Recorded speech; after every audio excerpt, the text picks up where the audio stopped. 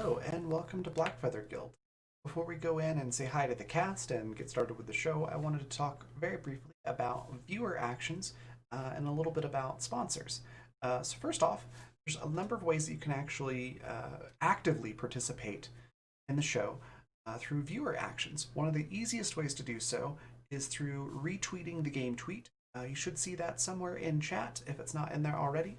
But you just click on that link and hit retweet, and for every 5 retweets that we get on that, it will add a bonus to the cast pool and the game master pool. Now, in most cases, that's going to be an extra d6 that they can add on to any roll. Basically, a great way to use that is if a player is almost meeting a DC, but they're just not quite there, they can grab one of those d6s from the cast pool, roll that, and then add that to their roll. Basically, is how that works. Same with the GM. So that's one of the easiest ways that you can participate that way. Another way is through guild coins. That's our Twitch channel points. If you look at the rainbow colored icon, it should have the Blackfeather Guild crest on it. It should be right below your Twitch chat box. If you click on that, it'll show you all the different things that you can get with those. The biggest one being plot points. Now, plot points, you can see an example right over here. They all work pretty much the same way. It's just a matter of how big of an impact they have. So for the example, when we've got 2 plot points, the player of your choice gets something moderately helpful or unhelpful. Enter any suggestions for the GM into chat, or you can have the GM come up with something entirely on their own. So just choose if you want it to be helpful or unhelpful to the party, and that's kind of how you can use them. You can throw in your own suggestions as well. How those work: 1 plot point is something trivially helpful or unhelpful. 2 is moderately, 3 is very, and 4 is very to the entire party. So if you want to do something to help the entire party or really throw a monkey wrench in their plans, 4 plot points will do that. So that's guild coins. And then finally, we've got donations. So if you want to help out with keeping the lights on in the place, so to speak, there's a number of ways that you can financially contribute. One of those being coffee.com/Raven or raven.rocks. You can see both of those examples down there at the bottom. Those are the addresses to do direct donations. You can also do Twitch subscriptions or bits. Those work the same way. And then finally, Patreon. We've got a Patreon, which you should see in chat here any second if it's not there already. And our Bard tier patrons and higher get credits towards viewer actions every month that they can use on any show that they would like. You just have to let us know in chat how you want to spend those, and then we'll hand those out. So some very cool stuff. Before we hop over to see the cast, one last thing to mention is a couple things on this chart here. We've already covered the D6 and the plot points, but the triple crits, what that means is you can gift auto critical successes. And you can, it's triple because you get 3. You can divvy those out however you'd like. You can do 2 to the cast, 1 to the game master, all of them to the game master, however you want to do it. So they work much like the D6s. The cast members just grab that when they're available and they really need them and use them. So it's pretty cool. And then finally, the last one, introduce an ally or enemy NPC. Just give us a brief description of what you want this character to look like, kind of their character concept and a name, and let us know if you want it to be an enemy or an ally to the party, and the GM will basically take that and run with it. So really cool ways that you can participate. Lastly, I just want to take a quick moment to mention our sponsors. If you look at the logos down below, that's who's sponsoring this episode, and we'll talk a little bit about that before we introduce everybody as well on the next scene. So yeah, check all this stuff out, and thank them for supporting us, and thank you for being here and watching. Let's go say hi to the cast.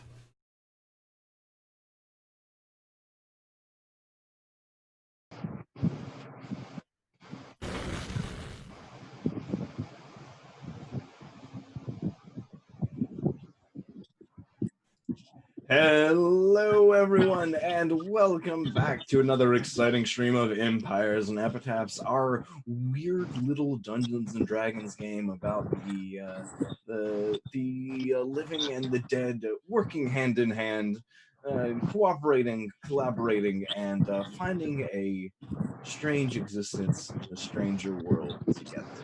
So before we get going today, we're gonna go around the cast and let them introduce themselves to you, tell them where that you can find them and who they will be playing today. So we're gonna start with our newest cast member today. Oh, Raven, your hair's in a new color. It looks beautiful. Sorry, easily distracted. We're gonna start with Hill Dian. Hello, I am going to be playing Torino. He is a undead Goliath paladin. Find me here on Mondays. That's about it. I tend to stay pretty hidden. Excellent. Game Face. Yeah. Hello, I'm Faith. I'm playing Miev, who is a half-orc rogue smuggler who has a super bad memory, but they try their best. And you can find me on Twitter at GameFace. Excellent. Calliope. Hi, I'm Calliope, and you can find me on Twitter on Calliope. You can find me here on Mondays. You can find me doing my homework for my new PhD program, thinking about kids and games, and generally making a nuisance of myself. So come say hi. And Cat. Hi, I'm a cat. I'm Cat named Schrodinger, and I play Locrian. You can find me here on Mondays for now, and I think that's it. And last but not least, the lady with the new hair, Miss Raven. Hello. Yeah, sorry, I'm literally streaming from two separate computers and running back and forth between the two of them. But yeah, I'm Raven. I'm playing Bark, who is a gnome, sort of loosely based off of a certain Ferengi from Star Trek. She's a lot of fun. She runs the tavern, and yeah, she's usually getting into trouble finding some way to get the best deals on business and stuff. Excellent. And I'm Zan. I'm gonna be running this weird little game today. You can catch me at my my website, insanitygaming.com, where I'm available for all your content creation and private game mastering needs, or twitter.com/insanityttrpg, the thing just below my face. Yeah, so I think with that we're gonna get things rolling right along tonight. So, Lady Di, it seems this is the way we start off every week. What's the name of our town this week? Well, today Lady Di is especially excited because the population is now a little over 1,500. So technically, it meets the folk colloquial term of being a city, and so she's named it New Avalon City. Oh, does it officially have a cathedral now? Yes, it does. It's from our new paladin. Oh, so I mean, it's more of sort of a big tent kind of situation, but it's getting that way, and now we have this big tent cathedral for the Order of the Reverend, and we're just getting all, it seems like we should kind of try to harken back to our past. Future? Our pretend past is a relative term, I think, in this sound. As our adopted past, as King Arthur and all of that. It's very, it's from book club. Yeah. We'll just go with it. Excellent. So, what is everyone doing on this fine day?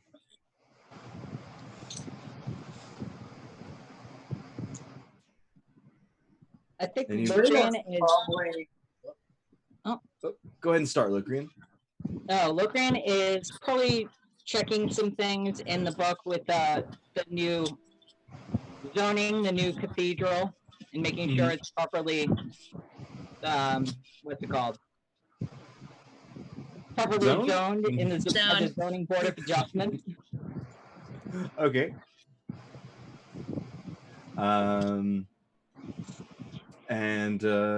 what about you, Hildian? Torino's probably wandering around the town trying to reacquaint himself with things that he hasn't seen in centuries.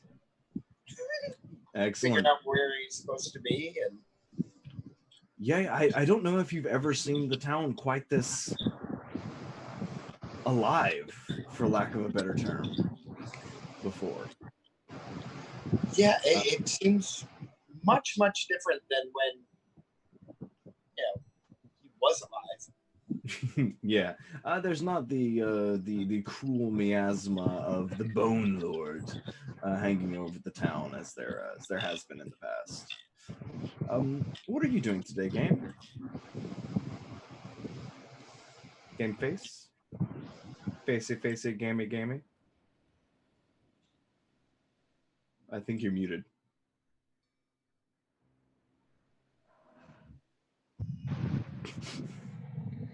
Hold on just a second. Then we'll move on. Oh, looks like Lady Di's having a conversation as well. I'm having many small undead children are here. You need to go back to bed. Go back to bed in your graves. Mother will get you up later. There is often bugs in graves. Go back to bed. All right, shut the door behind you into the crypt. So when Lady Di was so maternal. Yes, go. So how about you choose Locrian for a moment? Will do. Locrian is Locrian is maybe looking over and wasn't quite sure that Lady Di had children, and might just be kind of like confused a little bit about where did all these undead children come from? Yes, I think it's time, darling. Don't you think it's time that we zoned in a school for these undead children that keep popping up? They've been wandering around here like feral since March. We need to. They all just keep showing up, and now we've got to get some sort of schooling or something. They're atrociously behaved. They won't stay in the crypt. They want to turn the light on when it should be dark. Here's the question. Yeah. Are they newly undead people that are now undead children, or are they children that were once alive that are now undead? Children that were once alive but are now undead. Yes, I mean technically they are children who are currently alive who are going to become dead if they don't go to bed soon. But let's go with that they are undead children who have recently popped back up. Like, maybe now that now that the cathedral is up and running, it seems to have gotten some of the inhabitants of the graveyard up and about. They're excited with all the new, I've also sort of been imagining that since we don't have the construction quite finished on the cathedral, that maybe part of it's a bouncy house. So we just sort of like blew up some walls, and Matt probably called to them. Well, I'm sure the Order of the Rubber Chicken definitely has access to easily inflatable rubber. That seems pretty on brand at this point. We have a bouncy castle made entirely of deceased jellies. Oh God. Yeah. That was the thing that I just decided. Like, and Locrian is like indicating this on the new map he's drawing of a town. And what if they were alive jellies? Yeah, once they're deceased, they kind of it's kind of like a jelly after you put it in the microwave. The gelatin kind of collapses. This would have to be benevolent jellies. Yeah. yeah, Benevolent jellies who wish to be jumped on day in and day out in this town of and constantly unsleeping undead. Well, maybe you could give them your thumb or something I've got it. to appease them. All right, what you got, Ray? What you got, Bark? And I could totally see Bark selling this. See, it's it's not a bouncy castle for the gelatinous cubes or jellies or whatever they are. It's a massage parlor. So they go into the thing, and then they get massaged by people jumping and bouncing up and down on them. And so it, works out all those jelly Although back thinks that problems. Okay. This, the stress of being a jelly, an ochre jelly, the stress of it Yeah, is it's very ridiculous. relaxing. Ugh, I Got know hair that's on my nose again somehow. It's driving me crazy. There it is. I'm also distracted by Bark's hair. Yeah, it's so beautiful. I just can't focus. Thank you. What were you doing, Game Face? Yeah, so Niev, you can hear me now, right? Yes. Perfect. Okay. I think Niev has decided that they want to try and learn floral arrangements, so they've been trying to convince Terrence, our flaming skull florist, to teach them, but they're really bad at it. So after many failed attempts, I think they're going to head over to Bark's to see if Bark has anything new on the menu. Okay.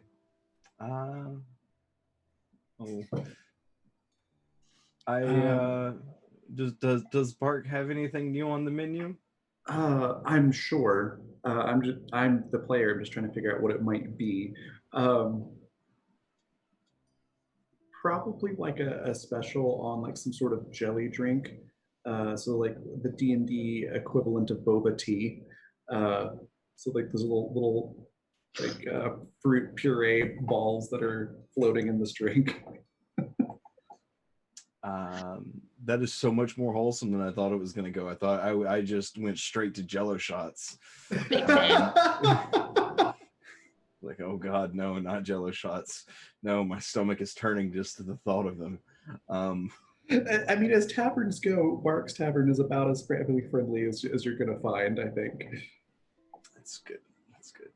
For a tavern. I do like the idea, though, of Locrian having a jello shot and having it just sort of sitting in the middle of his, like, being. Just sort of floating there. Yeah, sort of like an ochre jelly would to someone else. He's just got a couple jello shots just hanging out in there for a while. Yeah. Locrian's down for those jello shots. Well, I think you were supposed to get those Jello shots today. They haven't showed up. And the Jello bouncy house. Jello bouncy house is only partially constructed. Bob went off to his kitchen in the outskirts of town, and hasn't returned with the remnants of with the next batch of either edible or cooperative jellies, we'll call them. Bob, everyone's favorite skeletal kobold artificer. Yeah. It's so hard to find good help these days. I think I bring out my sword and I start using it as a pen to write fines. Okay. Fines against Bark? Fines against anybody who, like, anybody in charge of, like, the bouncy castle, because that should have been on construction like months ago, and it's not, and Oh, Bark's just an independent contractor consultant for that, so no liability there.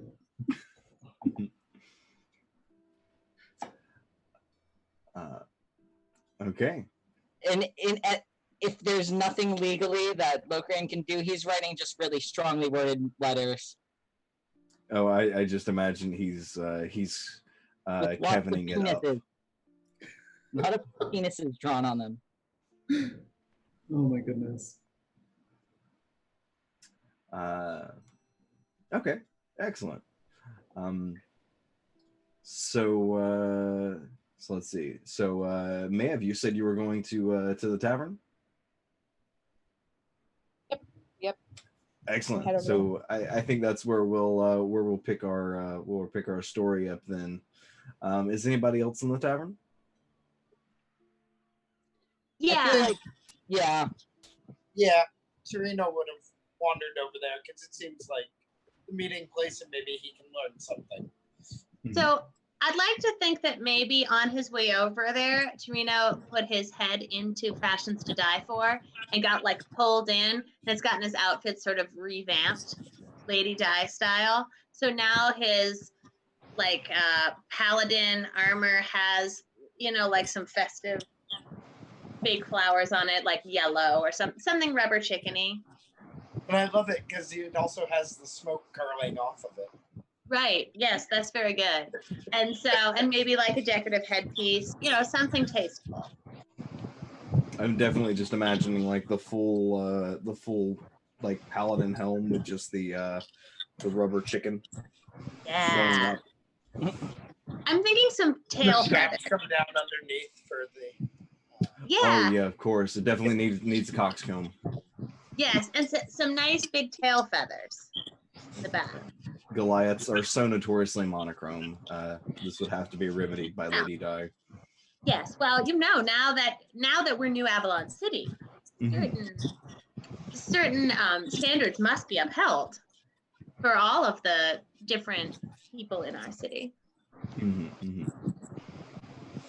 So come along, Torino. Let's go see what's going on at Barks. Okay, what sparks? It's the pub. Come along, we'll make a grand entrance. Do you have to bark? No, you have to look fabulous, dear.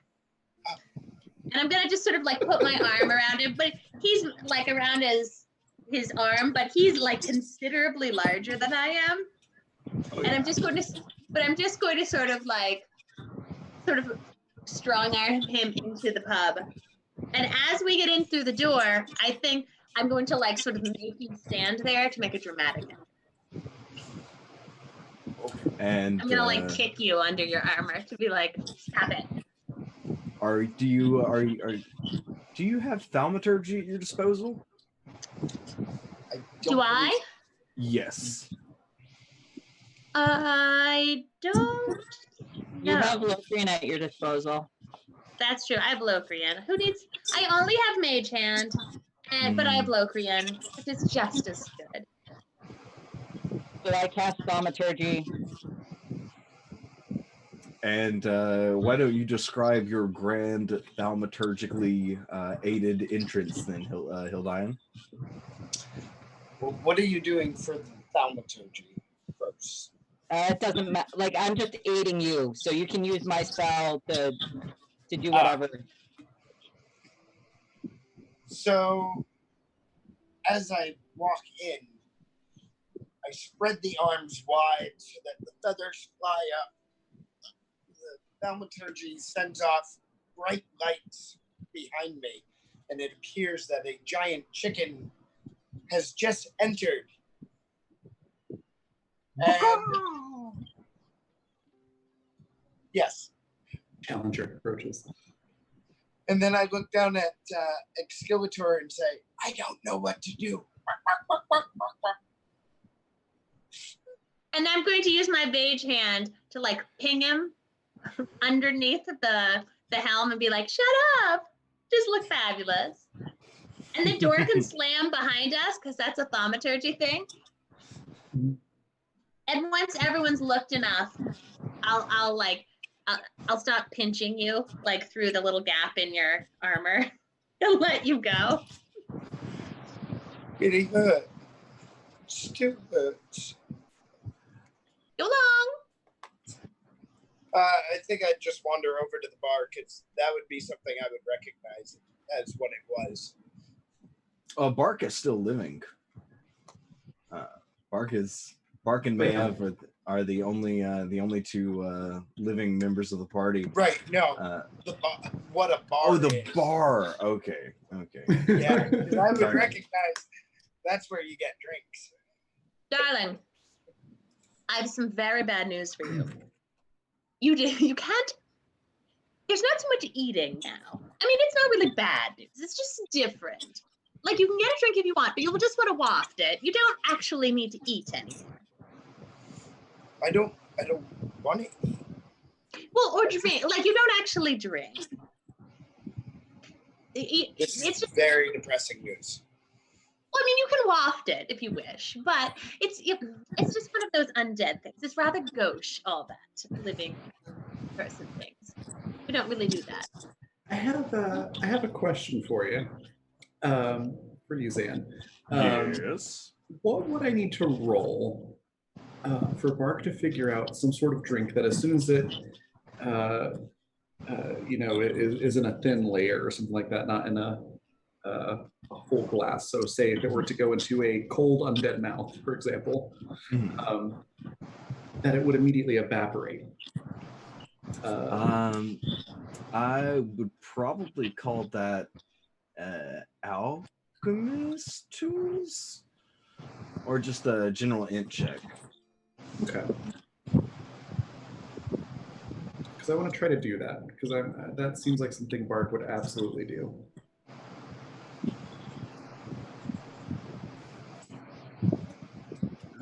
So that's a 14.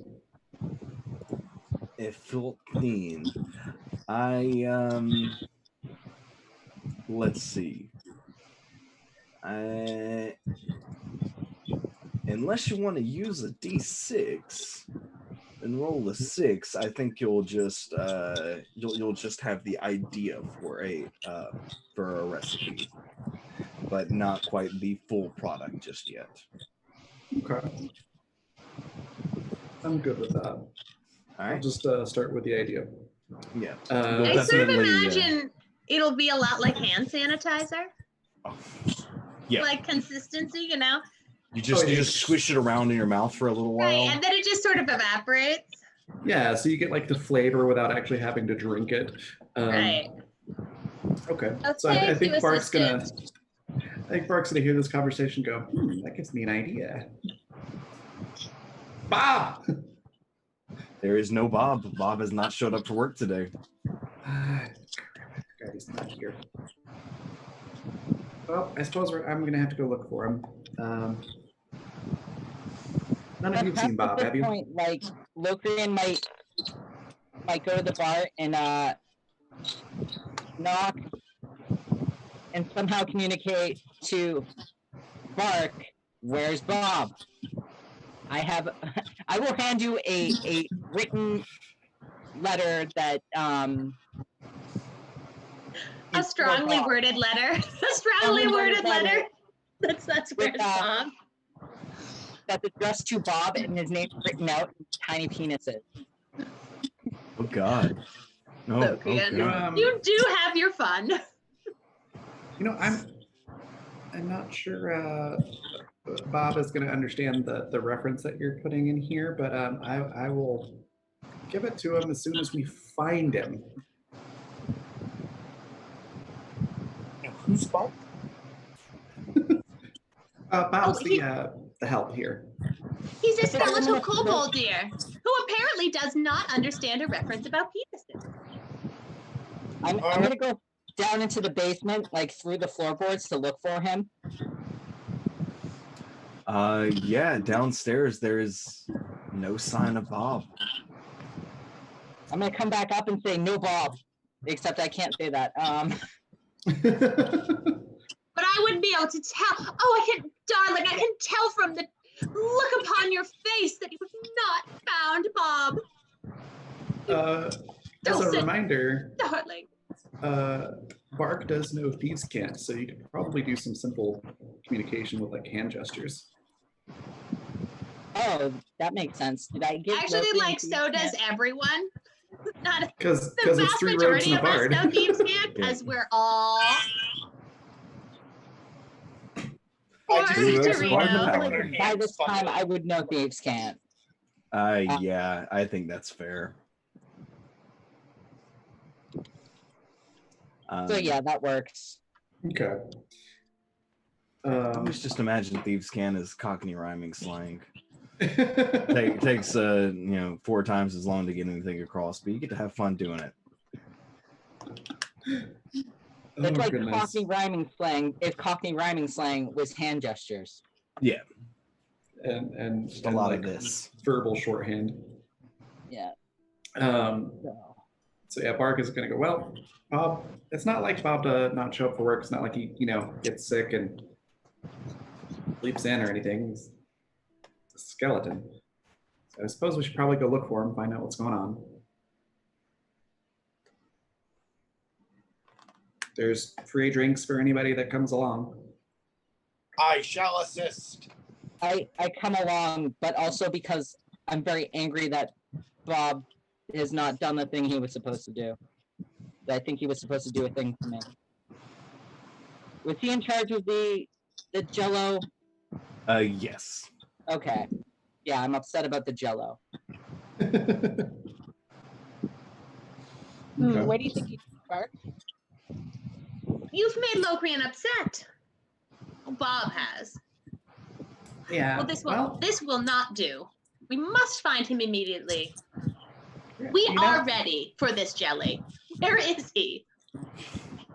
I don't know. He doesn't really talk about himself a whole lot. He doesn't really talk a whole lot at all now that I think about it. Well, that's because you haven't replaced his jawbone, dear. That's personal stuff. That's not my job. Well, you have to tell him. You have to give him more time off and send him over, and I'll give him a new jawbone, and he'll be fabulous. I'm off?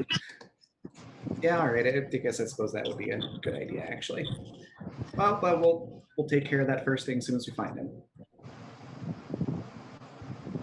All right. So does everyone make their way out to Bob's tiny little shack on the corner of town? I think so. Yeah. Definitely. All right. Take a little the audio for a second. I say, this is a very small place. Even for a skeletal kobold, you must not be paying him enough. And as you all approach, you see Bob kind of sitting outside, looking as forlorn as a skeletal kobold can look. But Kind of looking worriedly at his shack. Bark's gonna walk up and be like, what seems to be the problem here, Bob? Oh, Well, I'm gonna storm in and throw down the letter. Oh yes, and Locrian's mad at you for some reason. And before he starts, I noticed that he doesn't have a jaw. As I just said, so I fish one out of my battle umbrella, and it's not quite the right size, but it's close enough. Just a massive underbite. Yeah. And yeah, right. It's a size too big, but I'll sew it on very quickly so that he can tell us more efficiently. Hello. Thank you. That's very uncomfortable. That's rather ghosty. Thank you for the jaw. I appreciate it. So, how's everyone doing today? Nothing wrong here. Everything's great. Darling, we're rather put out because you haven't come to work and you haven't made us jello shots. You know, that's rather gauche, dear, not to go to work and not to call out or anything. And Locrian's kind of like just like arms crossed, like a half a foot in the air, like tapping his. He's pissy. Well, yeah, sorry about that. I've been a little preoccupied. I think something has sabotaged my work. Why, That's why Bark. Hmm. That's just Bark. She owns the place. Why would I sabotage? That would be counterproductive. You didn't give him a jaw, dear.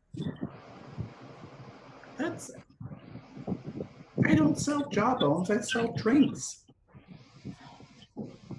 and food. I'm going to make a note in my zoning board notebook that Bark does not have a comprehensive healthcare plan. Or, That does seem fair. yeah. That totally tracks. Yeah, It definitely does not have dental. sort No. this out. Sort this out, Meow. Sort this out. I promise, Torino, it's not always. The service here is usually much better. Okay. Yes, I normally am the humble cook and drinksmith and general helping hand around the bar, but I was trying to concoct this mass amount of jelly that's been asked of me, which is not in my contract, and things have gotten a little shaky. Perhaps I can give you some assistance. I am proficient in cooking utensils, as I was the cook for my old order. Oh, that is actually very very helpful. How are you with a sword? Not bad. That might be slightly more helpful. What does the sword have to do with cooking, Bob? I was searching for the best deal on gelatin powder, you know, not having much of a budget to work with, and I saw some people who kind of looked familiar, and I don't know, I've been alive for quite a while, so I assumed I could trust them. I think they might have been those paladins in disguise, the rubber ducky paladins. Yeah. True villain in this case.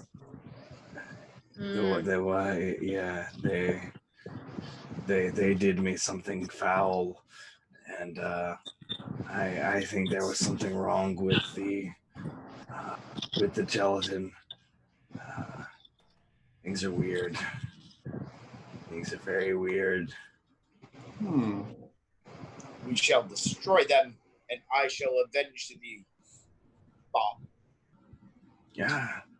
See, you've got a pal here that's going to help you out. I'll pay to make sure you get a appropriate sized jawbone. Thank you. We'll get this all sorted out, and then I can sue the pants off those other paladins for stealing. Just to clarify,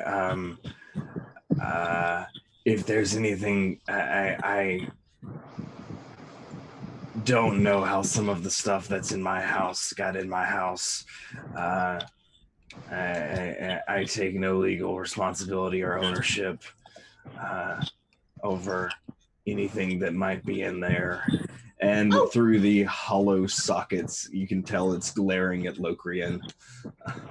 Gracious, he sounds just like you, Bark. You've really rubbed off on him. But I do now Bark actually. just sort of like wipes a tear from the corner of her eye. Like, they grow up so fast. And I'm like, I do actually see now why you had a jaw-free section. He does talk a lot. A lot of talking. I'm gonna go inside the house. Okay. Mia would also like to go inside the house. All right. And I'm gonna look around. Yeah, as y'all start to move inside, Bob goes, okay, take care. I'm gonna stay here. It's a nice day. Gotta bleach those bones. And yeah, I'm gonna say Mav and Lokri get up in the house around the same time, since Mav's using the door and I assume Lokri isn't. Yeah, it's a really nice, spacious house. It's like on the outside, it looks like a shack, but it is definitely a little bit bigger on the inside. Is there air conditioning? Yes. Oh, I just melt into the chair and enjoy the air conditioning. Can I take a look around? Of course, yeah. Go ahead and make a investigation or perception check. As Bart gets in there, she's gonna look over it at Di and just be like, "What were you saying about not being paid enough?" Darling, this is unexpected. So that's an investigation check of 17. It looks. I mean, this is it's not necessarily clean. It looks like there, at some point, was a sense of organization, but things have kind of been scattered and tossed about fairly recently. But the furniture is nice, the lighting is nice, the air conditioning is great. You can tell there seems to be a jar of a fish aquarium of swarming beetles with a pillow inside of it. Maybe this is where Bob sleeps. Yeah, it's a strange eclectic house. I'm going to go over to Lady Di and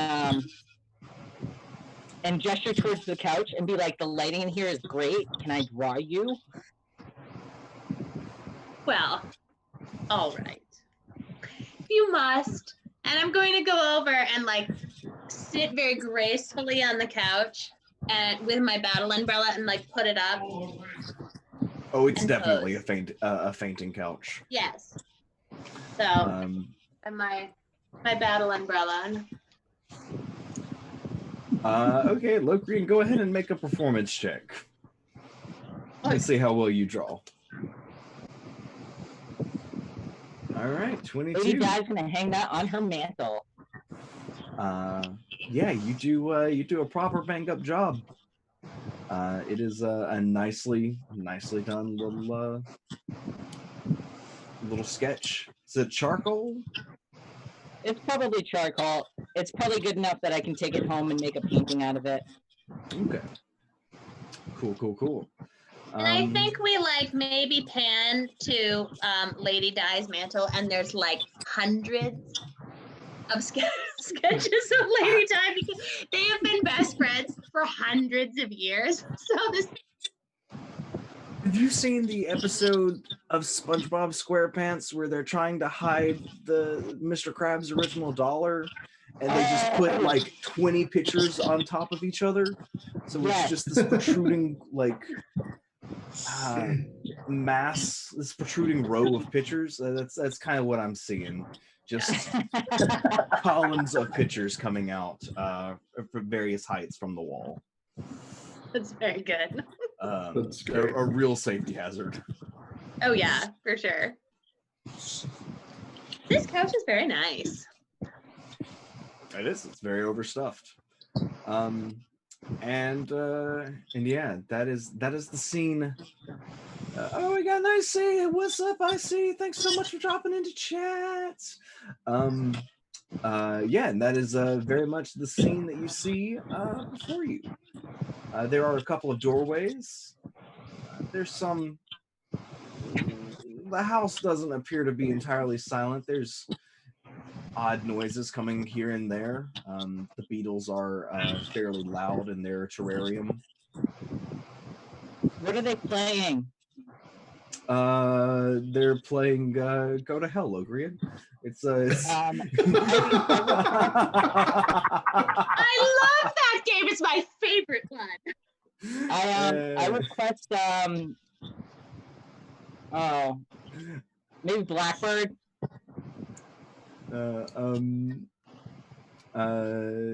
They instead begin playing Happiness is a Cold Beetle. Oh, I love that one too. Is Bob still outside? Yes, Bob is not coming inside. Bob's like, yeah, you all have fun. I'm gonna bleach my bones for a little while. I think Mia wants to pop outside really quick and say, was the thing that we're supposed to stab in the house? Because I didn't see him. Yeah, there's a few things. there's a thing in my pantry being a bit of a nuisance, and that's a pain, but it's fine. In the basement is where the real problems are. Yeah. Pantry in the basement. Okay, What? just the pantry in the basement. And that was the last that I saw, but I don't know. Things have been getting a little bit weird lately. Did Locrian hear this? I thought Locrian was busy drawing Lady Di. Oh, yeah, maybe. Well, Miev will repeat pantry basement to themselves as they go back inside to find their friends. So that that we're supposed to check the pantry in the basement.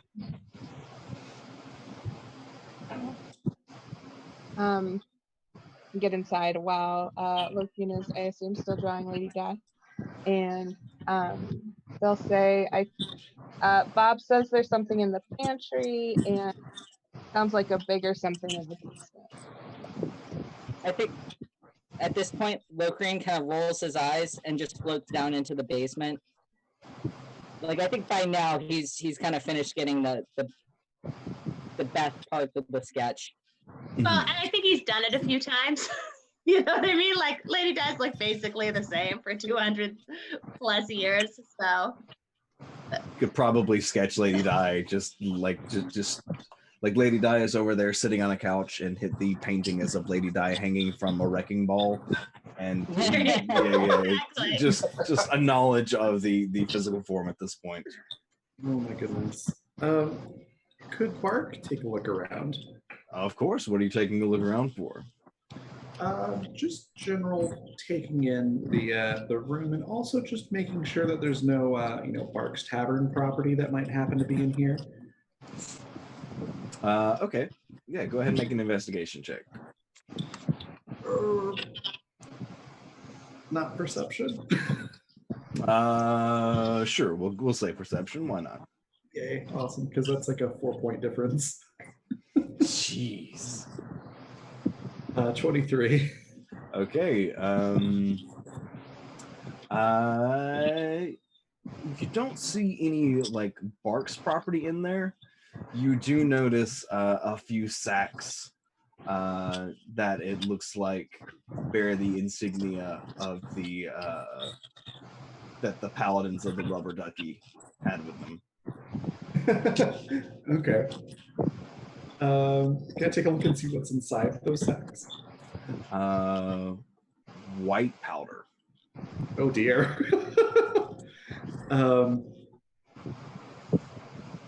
Bark's gonna take like just the very tip of her finger and like stick it in the powder.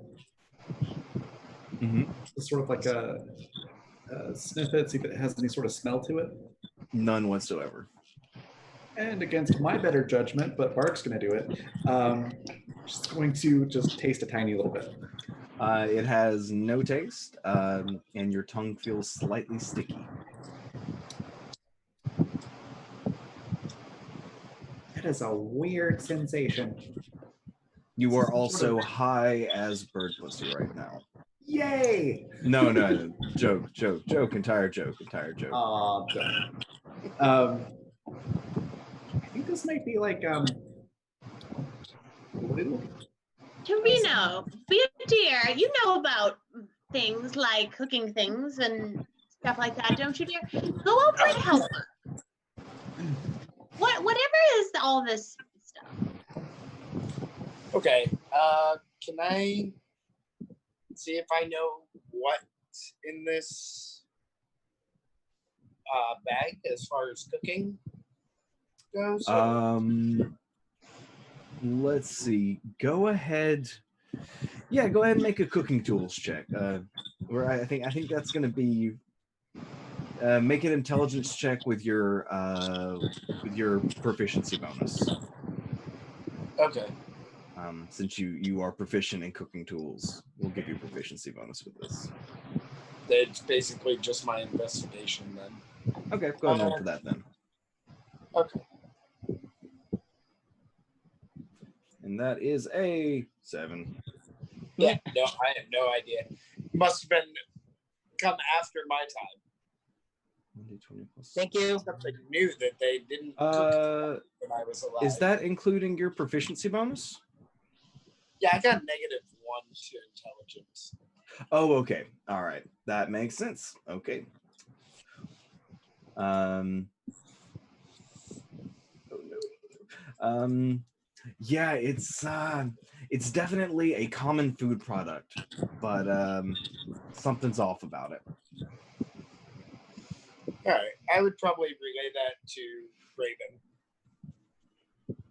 Yeah, it's a little weird. It doesn't really smell like anything or taste like anything, and now my tongue's kind of sticky.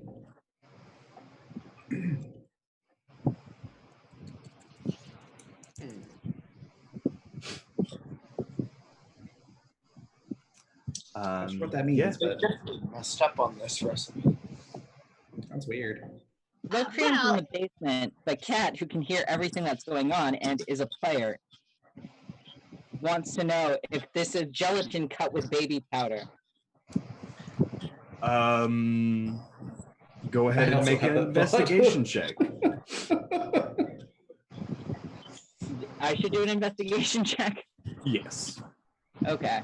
It's a 21. It is not cut with baby powder, but it does have a slight rubbery taste.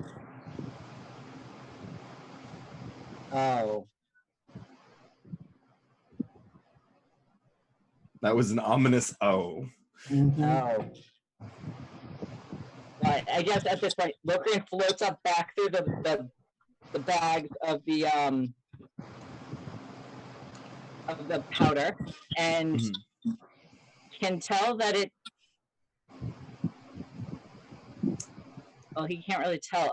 He might suspect. I think he pulled out his sword and says, "Hey, sword, tell them that I suspect this is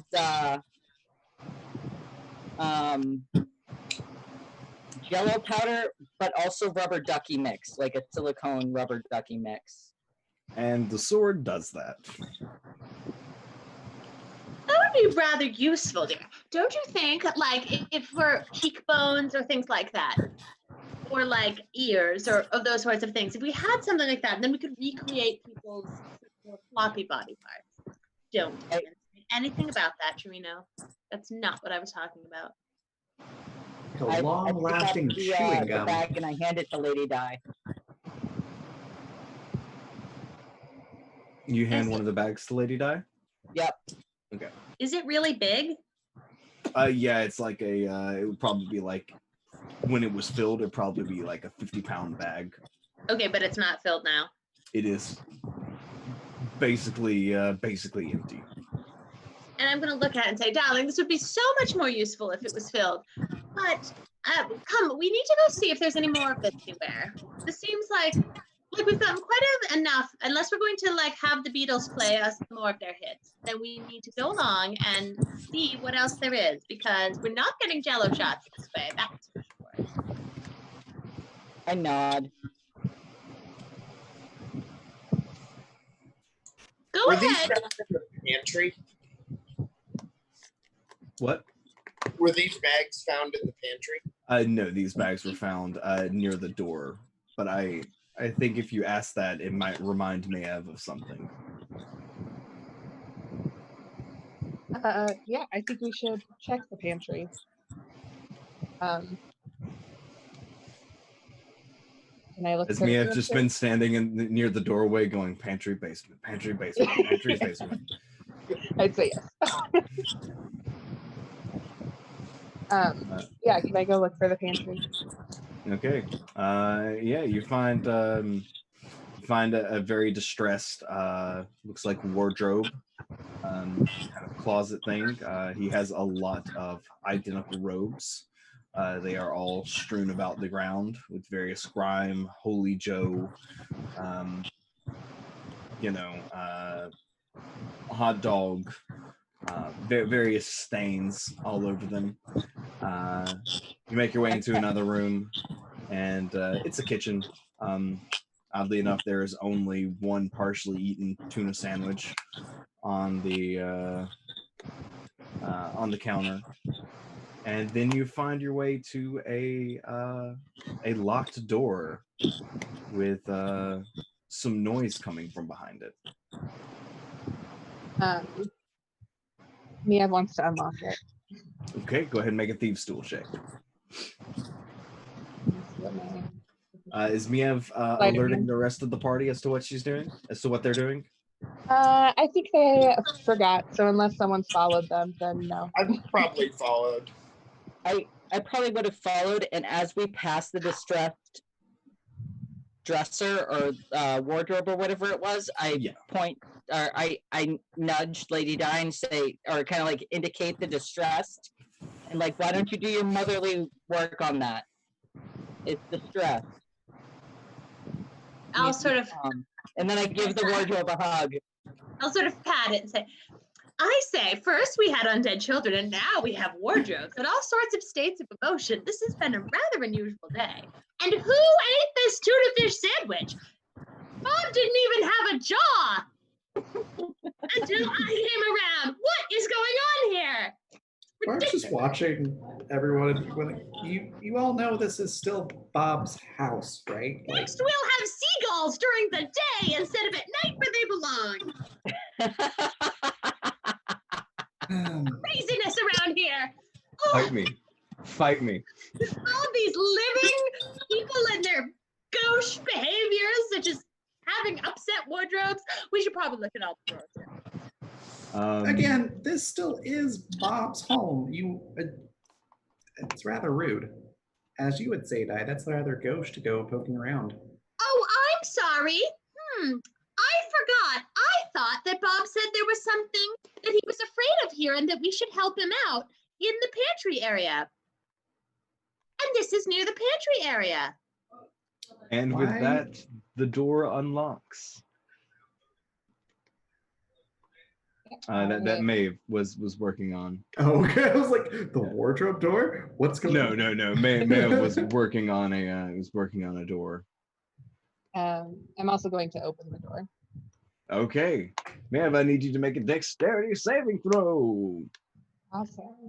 As Mia is doing that, I am looking at Bark like with really intense eye contact and opening all the drawers in the wardrobe, like as a power move. Oh God! Just like a cat, slowly just looking at you and slowly knocking something off the counter. Exactly. Bark's just like, that sure doesn't look like a pantry to me.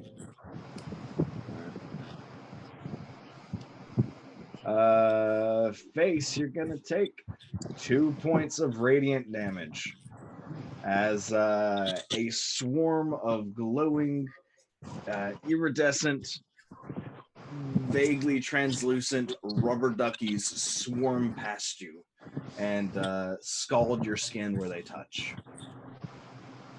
Mia's going to like yelp and sort of and back away from the pantry. And Yell, what the pantry? Back away. Okay.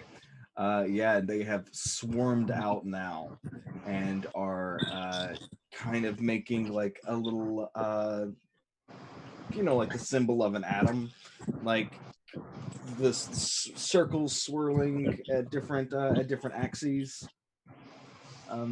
Kind of that. They're just swirling, quacking menacingly in the center of the room.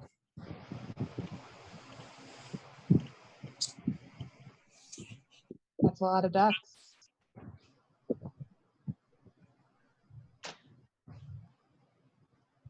What the flock is that all about? This looks like a cluster flock. Yeah, Mia, don't forget you, you should have ducked there. Thanks, Bark. Appreciate it. Anytime. Happy to help. Is there anything else in the pantry, and are the ducks attacking us?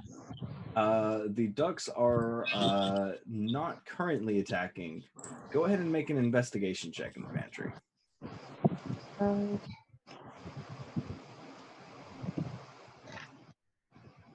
The 17. 17. You get the feeling that something else is in here, but you can't really.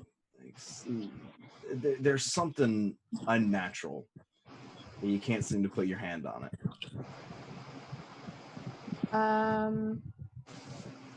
Low Korean. I think there's something weird. I'm gonna cast Unseen Servant. And send the Unseen Servant to go in and take a look at it. Okay, go ahead and make an investigation check.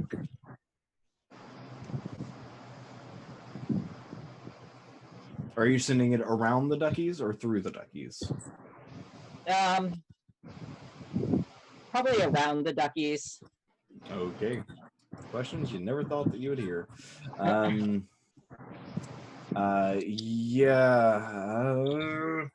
With the 10, it's, no. It's an unseen servant, not an unseen expert.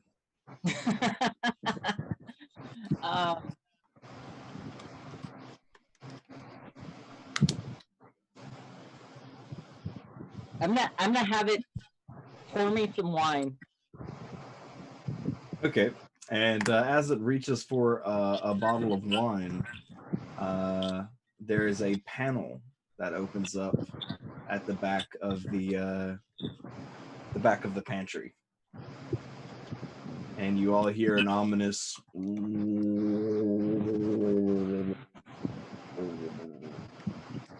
coming from down the stairs.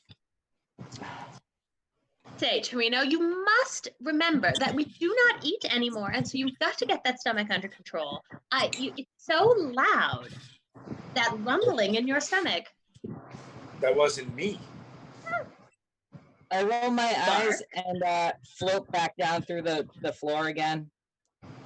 You attempt to. However, there appears to be something blocking your path this time.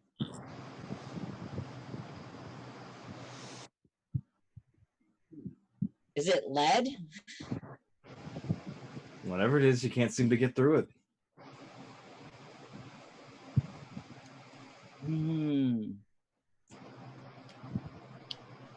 There is the open doorway that y'all have told no one about. That's all. Oh. Well, I think I'm going to float through the open doorway. Okay. Is it yeah. dark in the cupboard? Yeah, it's dark. All right, I'm going to cast Thaumaturgy and make a bright light for people to follow. Okay. My eyes glow, maybe. You see see my eyes glowing through the back of my head. You see Locrian going through the now open doorway. What do you do? Yeah, I'll yell back to the group, there's a door, and I'll follow. All right. Definitely going to draw my daggers, though. Okay. How many rubber duckies have floated out, and are they still around? Yeah. There's about 200. Just swarming in the weird, like, atomic pattern.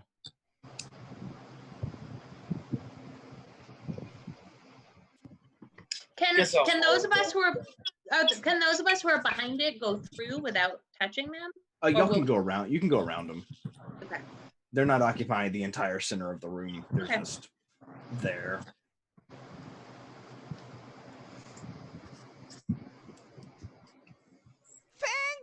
Hey, Michael Wayne, thank you so much for the gift subscription to Game Face. How do you want to use those points? You've got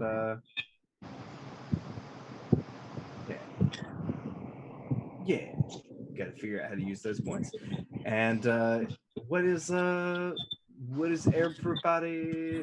doing right now? So Miev and Locrian are going into the cavern. What is Torino, Bark, and Lady Di doing? Lady Di. Oh, go ahead. Go ahead. Just going around the ducks and following. Okay. They quack menacingly as you approach, but do not leave their pattern. I bark back at them. Or cluck. Make an intimidation check. I'm actually good. You can either make an intimidation check or a persuasion check with disadvantage. Recall. And what was it? 12 for the intimidation. All right. So yeah, they seemed unfazed by your balking as you make your way into the pantry. Yes, Bark? Bark's gonna hide. Use stealth to remain unhidden and try to figure out what to attack. Nothing is currently attacking you right now. Okay. Yeah, the ducks are just swarming in the center of the room, but they are not occupying the entire space. Say it's like a 50-foot room one side to the other, and it's maybe like a 15, probably like a 10-foot radius circle that they're occupying. Okay. Still gonna hide. Just kind of keep an eye on what's going on. Okay, go ahead and make a stealth check for me. 24. Okay, you feel sufficiently hidden. Lady Di, what are you doing? I'm gonna finish opening all the drawers Okay. and looking in them. Do I see anything interesting? Go ahead and make an investigation check for me.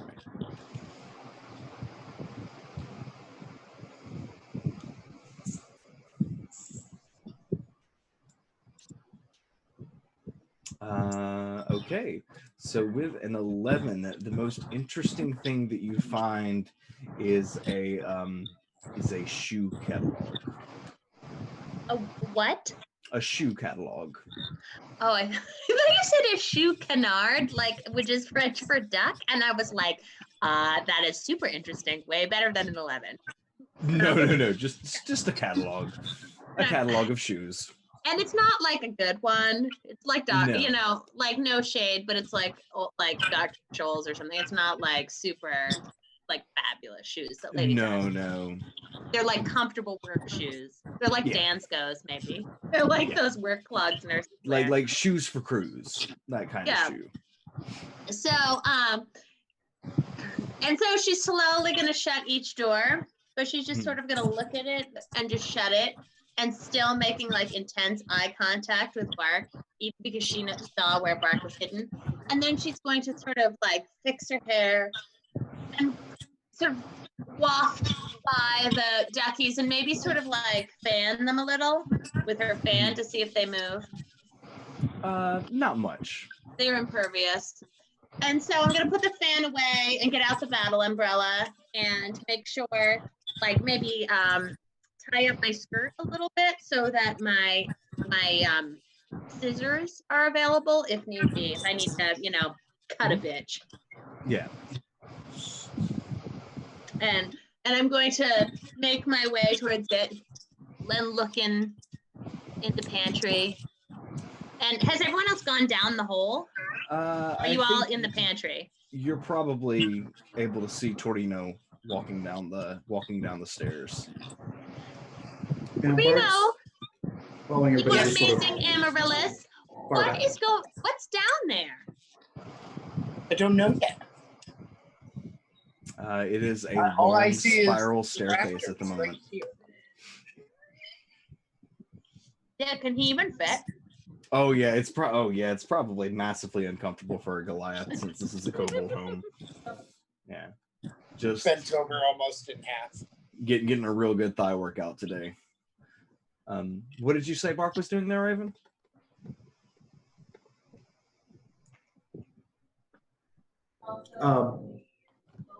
Sorry, I literally just put foot in my mouth. Sorry, no, I'm watching on stream. I was like, oh no, I timed that. So I watched the Twitch channel instead of the Zoom channel. Which, oh no, I timed that so bad. Like, Bark's just sort of hanging back, observing, watching. Okay. But still following everyone. Just staying towards the back. All right. So yeah, Lady Di, are you following Torino? Yeah. All right. So it seems like the marching order is Locrian, Mev, Torino, Lady Di, and Bark. As you all slowly make your way down the stairs, you begin to see ooze and slime dripping from the walls in various shades of green and purple and red. And My unseen servant is ahead of me.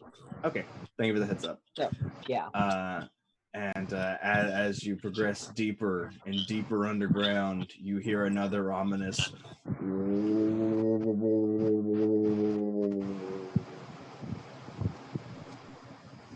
And that's where we're going to take a break. Very nice. Yeah, that sounds good. We're going to take a 10-minute break. Feel free to go stretch your legs, hydrate, that sort of thing. Unfortunately, I am not at the streaming computer at the moment, so I'm just going to say just cover your cameras. We won't have our normal break screen, unfortunately. But we'll be back in about 10 minutes. Alrighty. Everybody stay there, stay cool, and enjoy looking at my lovely Japanese closet.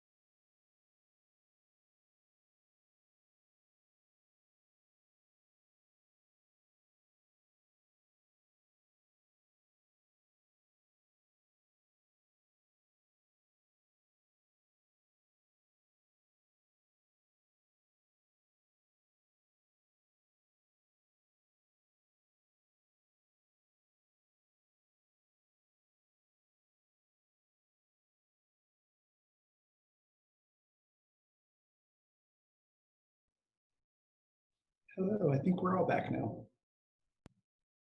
Delightful. So we ready to hop back in then? I think so, yeah. Yeah. Thanks everybody for waiting. And again, sorry I didn't have our normal break screen. I'm probably gonna move my entire streaming setup upstairs after tonight. So it'll be more back to normal next Ooh, time. exciting. Okay, so in that case, we're gonna get right back rolling then. So the marching order, as everyone is pursuing down, making their way down the stairwell, is the unseen servant, followed by Locrian, followed by Mev, followed by Torino. Do we need to Followed. do musical cameras? Oh, I think so. Just caught up on my end. okay. Let me see what we need to do here. One second. But yeah, everybody, I'll turn the cameras off. Musical cameras.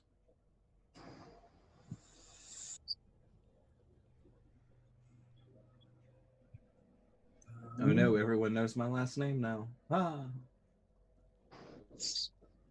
And my tablet just locked up too, so that's fun. There we go.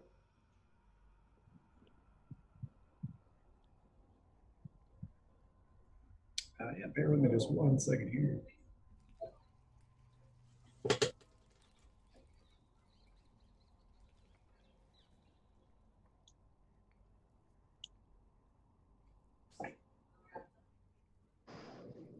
Okay.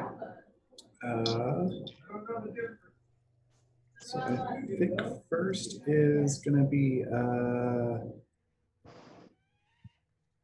let's try with Calliope first.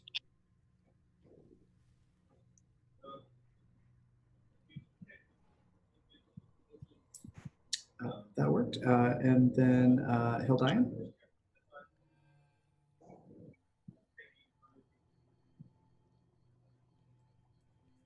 Just waiting for my stream to catch up. Nope, sorry, not Hildian. Zan next. Man.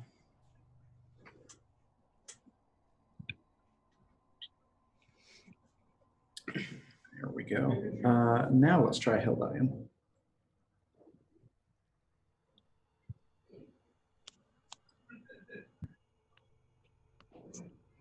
There we go. Let's try Face next, I think. Nope, me. Nope, it was Cat. And then Face. Then Face. Just follow the magical mount bouncing. Yep. And then now me. Perfect. Fantastic. So our marching order is Unseen Servant, followed by Locrian, Miev, Torino, Lady Di, then Bark. Locrian, does Unseen Servant fly or does Unseen Servant walk? Oh, Unseen Servant walks. It does? I believe so. Unseen Servant does all the normal things a human does. AC one shot two and camp attack with your turn is playing.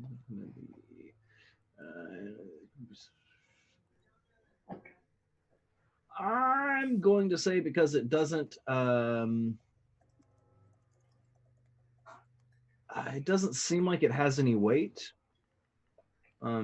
Just mentions it has a strength and an AC. That's cool then. So Make him fly. You want me to make him fly? I think it just kind of hovers. Much in the same way that you do. So we're going to have how tightly packed is everyone? I'm probably following pretty close to Locrian. Okay. Considering how hard it was for me to get down the stairs, probably a little bit behind. Okay. Mev, I need you to make a dexterity saving throw for me. I suspected that. Let's see. 24. 24. The stairs are a little slick. and you notice that it's getting a little treacherous. But you manage to keep your footing.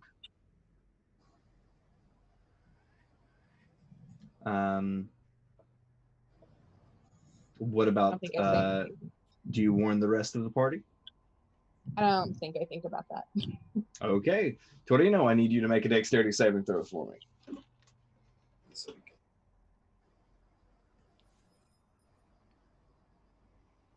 Yeah. I think that'll do it. Yeah, it's same situation, Torino. It's very, very slippery. It feels like there's some kind of slime or goop coating all of the stairs.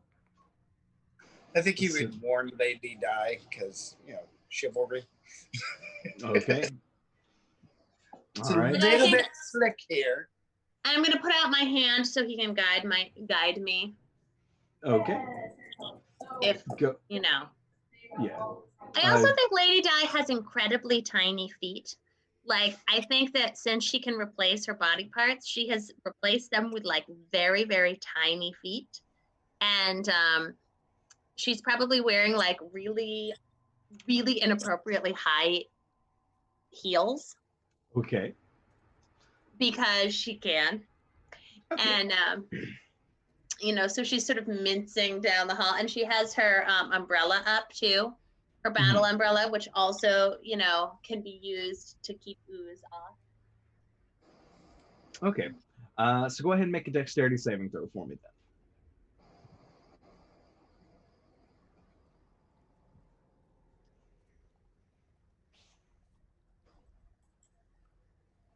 Whew. Yeah. Despite the tiny points of balance that you're walking on, you seem to be fairly used to walking in them, and the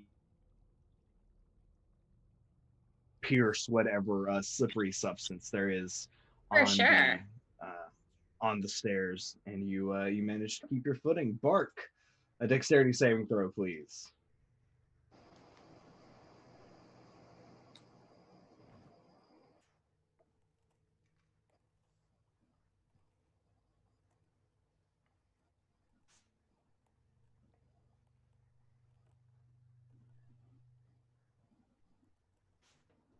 Maybe. Who was making the dexterity? That was you. That was you, Raven. Oh, I'm sorry. I completely missed that. What am I slipping You on? making a dexterity saving throw because the stairs are slippery. Oh, okay. For some reason my brain heard the heels and thought that was the 17. Ooh. All right. I am gonna be a little bit of a cheeky bugger, and I'm gonna make that a 12. Nice. Because we got the D6s. So what am I doing if I don't use them? And Exactly. so everyone, yeah, Bark. You all seem to make your way through pretty well until Bark, until old sweet Bark, and something about your low center of gravity, the slipperiness of it. Maybe the stairs are placed a little far apart for your tiny little legs. Whatever it is, you slip. Lady Di, Okay. I need you to make a strength check or a strength saving throw. That is not my strong suit. Good. Okay. Torino, I need you to make a strength saving throw.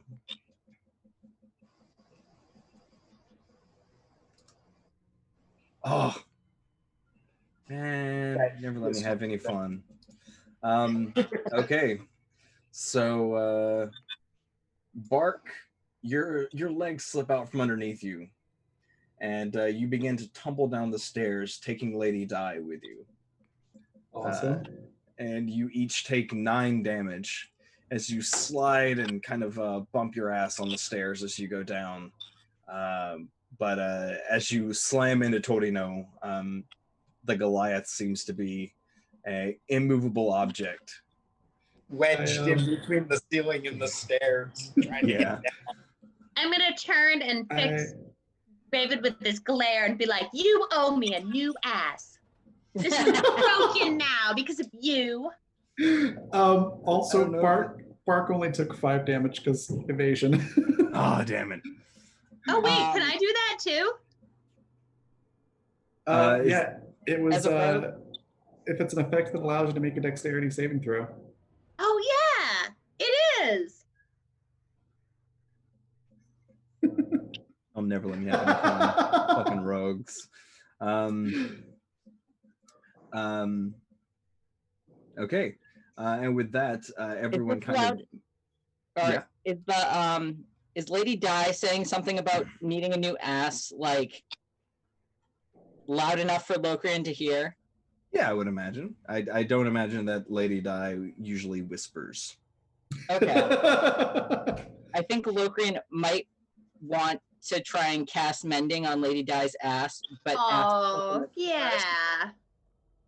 I will remind you that Mending is a touch spell. To touch Lady Di's ass, but You Locrian put the touches the ass. butt. You're needing a new ass.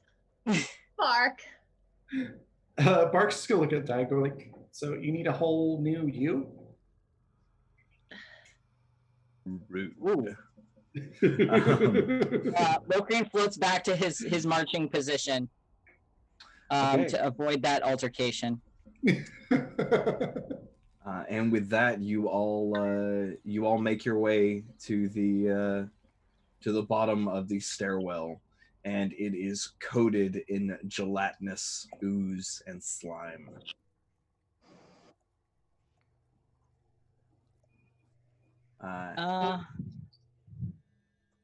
Take a look around. Okay, go ahead and make a perception check for me. Do you have dark vision? Yes, I do. Okay. Perception is 15. 15. Yeah, there's various masses and mounds of gelatin in the corner, hanging from the ceiling, almost like jello stalactites and stalagmites. And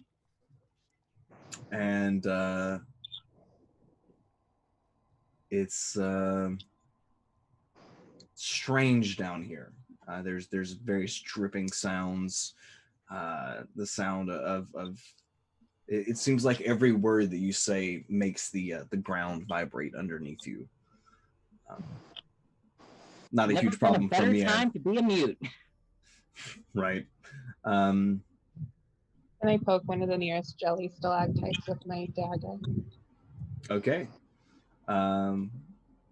Are you like trying to stab into it, or are you just giving it a quick pokesy doodle? Just a poke. Just a poke. Okay. You poke at it a little bit, and it seems to recoil slightly from the touch. That's really weird. I find it quite lovely down here. I'm not saying I'd like to go to summer home, but all right. Oh, reference secured. That was great. What was that, Raven? I just said reference secured. That was great.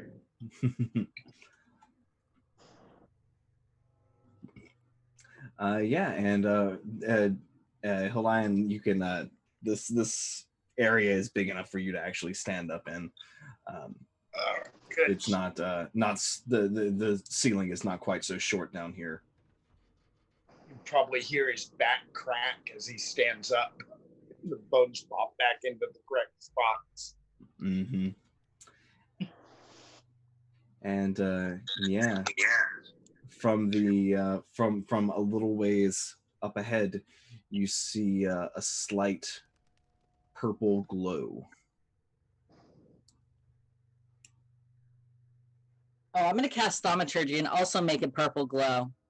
I'm going to make a purple flame. I think it has to be a flame for whatever reason. Okay.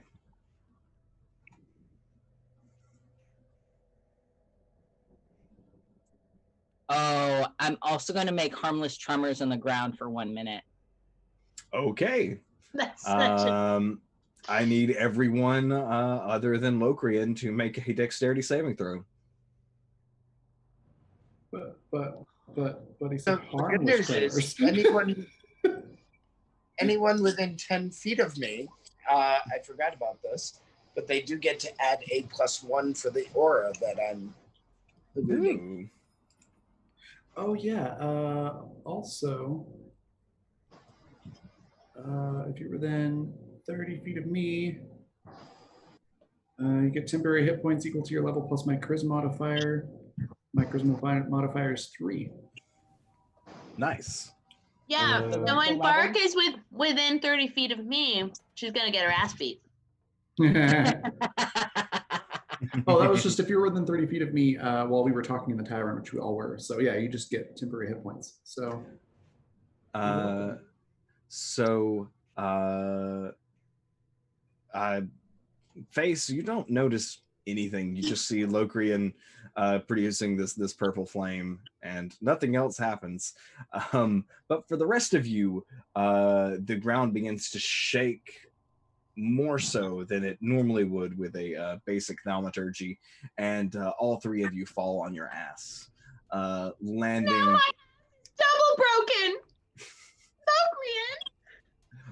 Yeah, and I think when Lady Di falls, like her ass is broken, right? So like Yeah. her probably like her pelvis Yeah. is actually broken. So I think her legs like fly up in like two really weird directions that like if she was actually alive would not be good at all, but is fine because she's not alive. And so she like does a split and like one of her legs is up like this and the other one's like over here. And she's like Logrian, you have to come help me. Oh my gosh. I do that. Okay. Fix my ass. Was there any Mending is a damage involved cantrip. with this fall? No, there was no damage involved, but you are all thoroughly. The three of you are pretty well covered in. Yeah, that is not true. That is not true. Voice in the sky. My pride is very damaged. You all have Jello on you at the moment. What appears to be a gelatinous substance.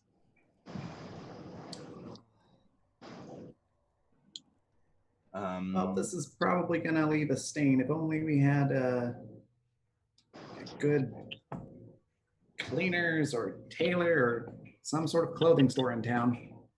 I think I roll my eyes and also like cast mending on Bark's stain.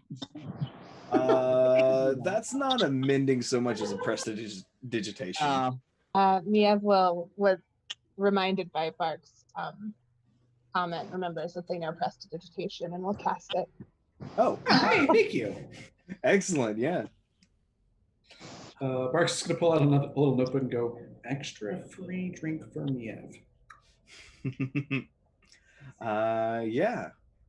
What's everyone doing? You are in this large open cavern. Further down the way, there is a glow, and you all seem to be standing on a few inches of gelatinous substance at this point.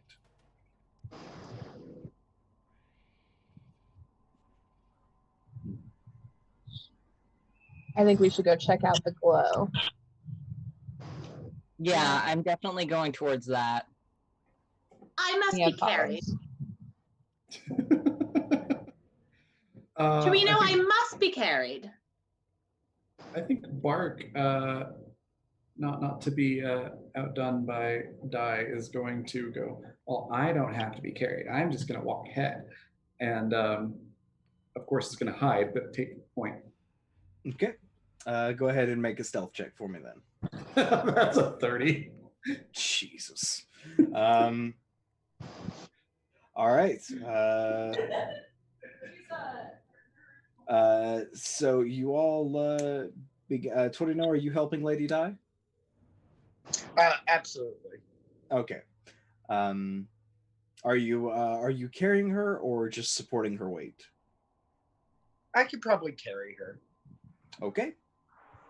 I'd like to like sort of ride on his shoulder side saddle. Okay. Ideally. Because she I doesn't put weigh her on the- she's literally made out of bones and skin. And a I put her lot on the of leather, right? And so she's puffy, but she's like one of those fluffy cats that, like, if you ever get them wet, they're really just like the size of a squirrel, right? Yeah. So she's not particularly heavy, and then she could rearrange herself and sort of, you know. I'd put you on the left shoulder because I'm not left-handed. Right. Okay. So you all begin to walk in, and you see several arcane runes and glyphs on laid throughout the floor, and more of those empty sacks that you found upstairs. Low torches illuminate the room in a pale purple, and once more you hear a threatening as the ground beneath your feet starts to shake. And I need everybody to roll initiative. Oh no. Okay. Not initiative.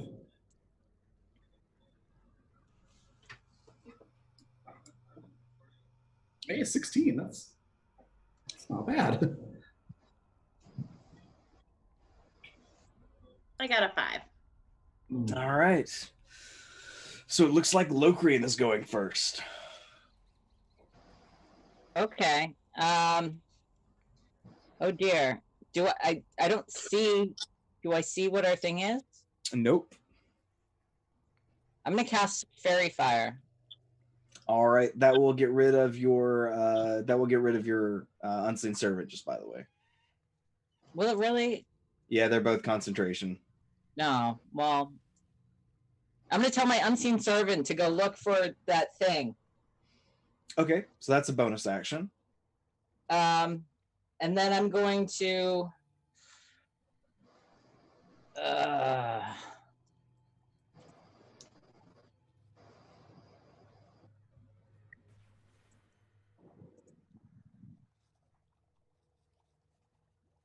I'm gonna ready my crossbow for whatever. Or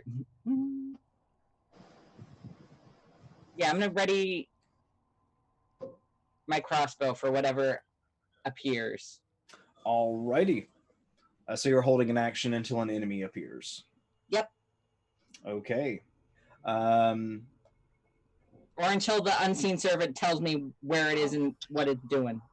Okay. So at oh shit, this should have happened first. So we're going to pretend this happened slightly before then. Or no, we'll just have it take place now. At initiative count 20, what was supposed to happen was a lair action, and I need everyone to make a dexterity saving throw. DC 15.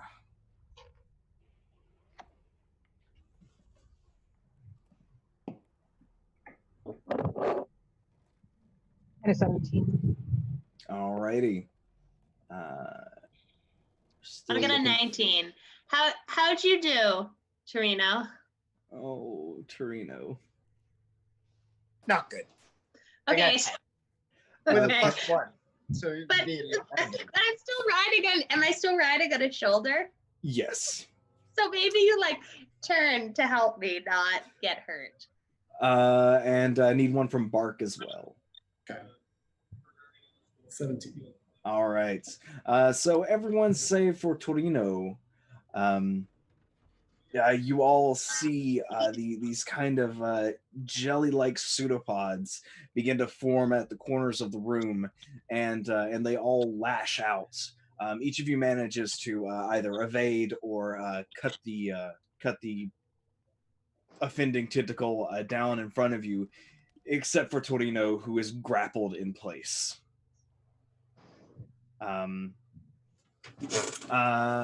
Yeah, and then it will be the creature's turn.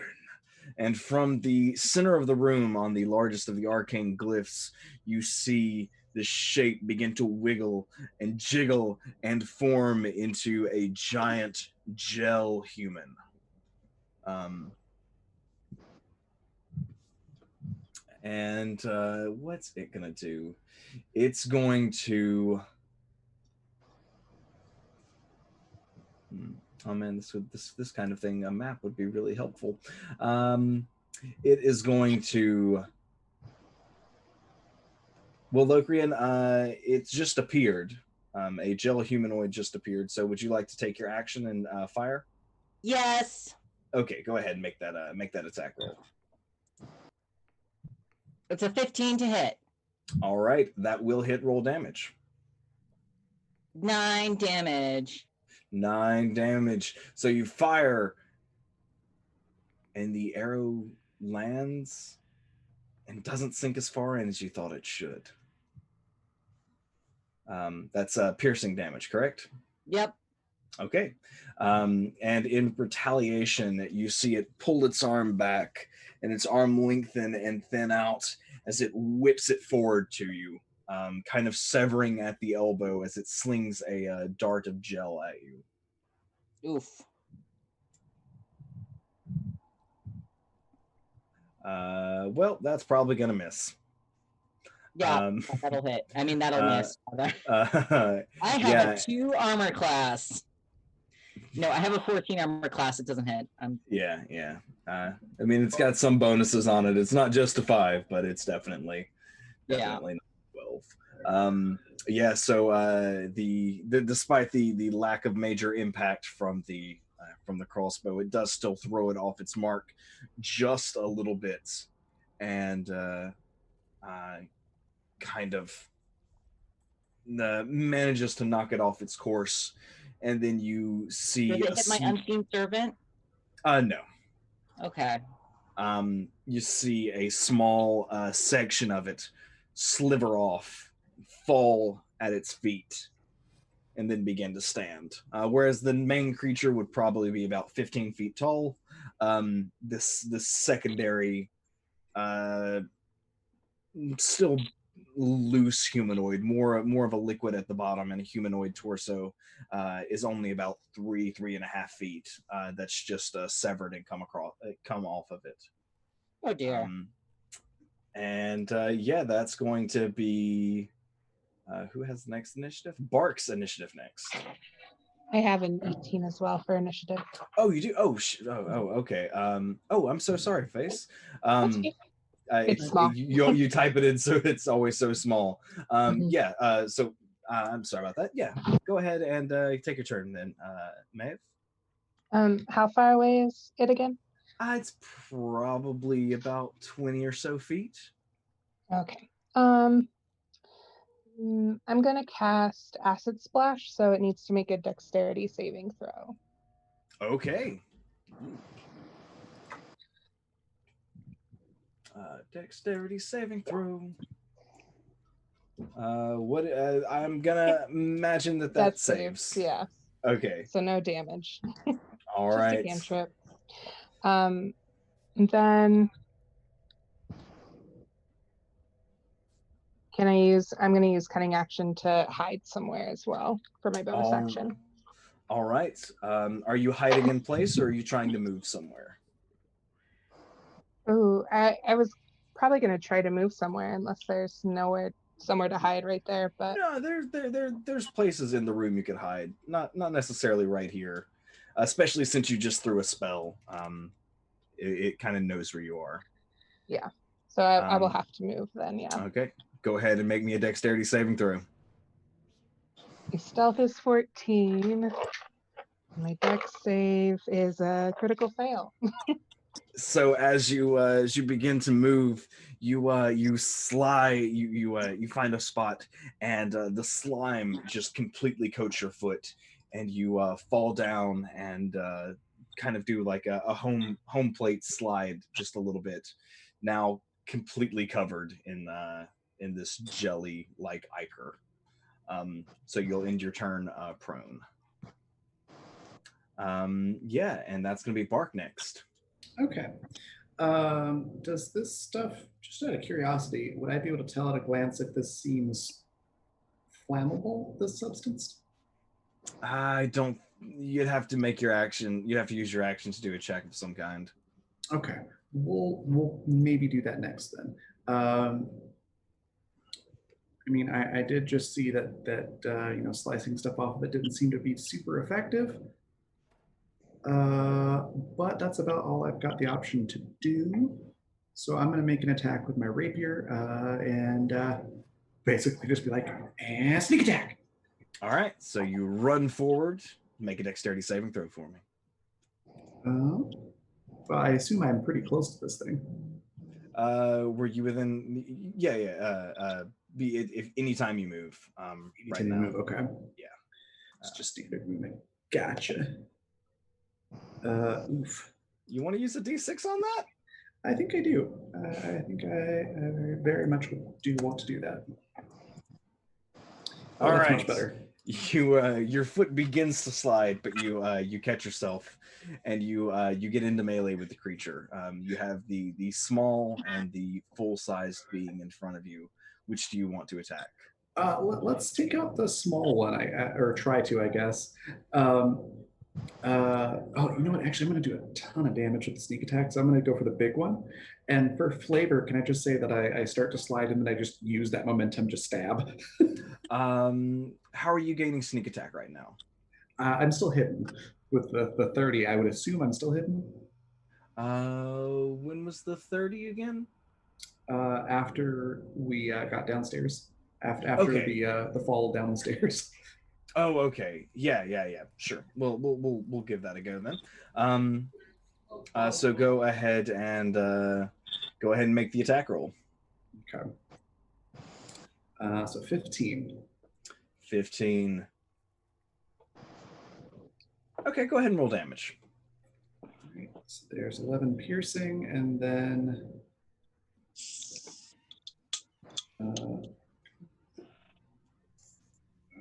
sneak attack. Why are you not doing anything? There we go. Nice. Another 23 sneak attack. Excellent. So that's 34 damage, and you slam your rapier up to the hilt in it, but there's not quite as much resistance as you would have hoped for. Yeah. Bark was excited. I knew this was going to happen. Yep. And is that where you end your turn? Is it possible to use my bonus action to hide? Since you're in melee with it and you just attacked it, I'm gonna say you can try. Okay. This is the cunning action. Yeah. Okay. So stealth. We'll give it a shot. Nat 20. 31. Oh man. I'm just trying to think how that even works since you are literally hilt deep in it right now. I will even I will even say I'll let go of the rapier, and I'll just go get it later. All right, if you want to let go of the rapier, that's fine. Yeah, I've got a dagger still on me that I can do stuff with. All right, we can work with that. So then that means that up next in our initiative order will be Torino. You are currently grappled. Can I Misty Step while grappled? You can Misty Step to get out of the grapple, yeah. Okay. Is the creature within 30 feet of me? Yes, it is. Does he take me with him? No, you will unfortunately fall on your still broken ass. I think my ass got fixed, right? Okay. Well, yeah.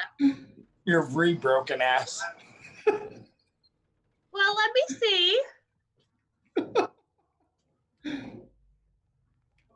it's not broken. I land. I can land with a lady. Oh yeah, that's fine. I actually have you totally Mary Poppins this shit and just float down with the battle umbrella. That's so good. Oh yeah, I like that flavor. Okay, yeah. So you Misty Step, and you still have your action left, and the tentacles that were wrapped around you fall uselessly to the floor. All right. Since I Misty stepped right up to the creature, the big one, Yep. I would like to take a couple swings at it because I have 2 attacks. Go ahead and make your roll. Are you using Excalator? I am. Okay. So that would be the first one. I don't know if All that right. hits. That is not going to hit, unfortunately. All right. Well, I got another shot at it. Nope. No. Nope.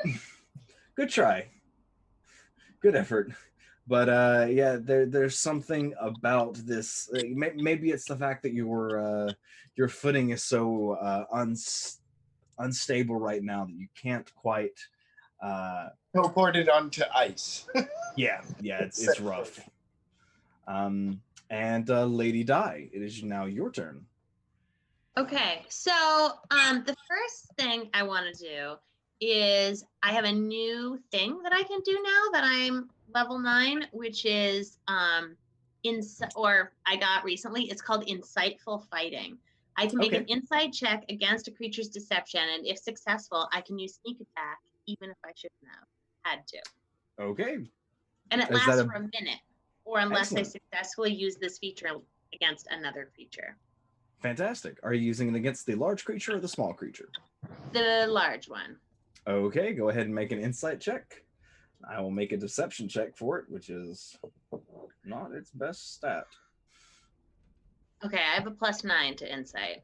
Yeah, it's taken a penalty to charisma. So yeah, you understand how it's moving, and that ability works.